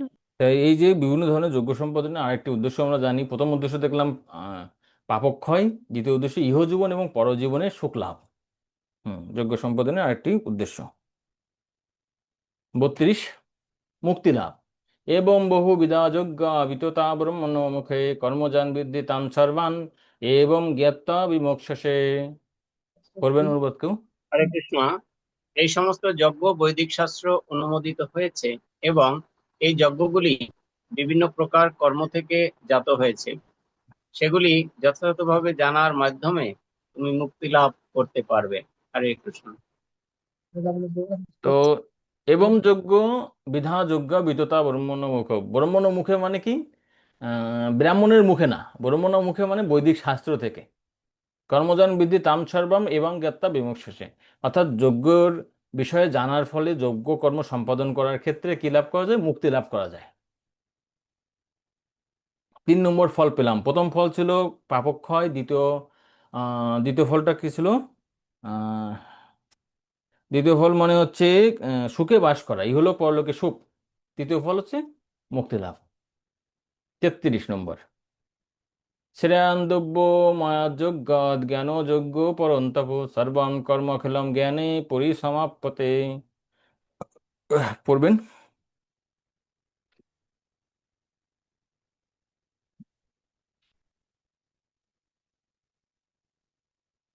হরে কৃষ্ণ।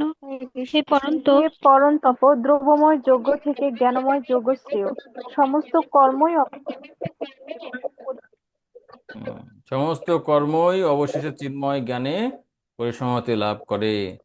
এখানে বলা হচ্ছে কি, যে মূল বিষয় হচ্ছে যজ্ঞের তত্ত্ব ফল হচ্ছে চিন্ময় জ্ঞান লাভ। ঠিক আছে, যজ্ঞের উদ্দেশ্য কি? যে জ্ঞান লাভ। তো এখানে আবার বলছে যে আবার যজ্ঞের মধ্যে বিভিন্ন ক্যাটাগরির আছে। দ্রব্যময় যজ্ঞ মানে দান যজ্ঞ থেকে কোনটা শ্রেষ্ঠ? জ্ঞান যজ্ঞ শ্রেষ্ঠ। ঠিক আছে, দান যজ্ঞ থেকে ধীরে ধীরে ধীরে ধীরে প্রত্যেকটা যজ্ঞের ক্যাটাগরি রয়েছে।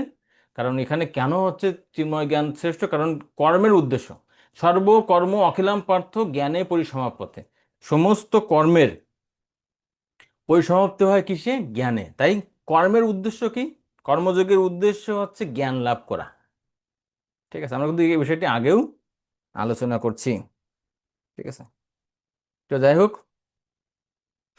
আহ, এই হচ্ছে বিষয়।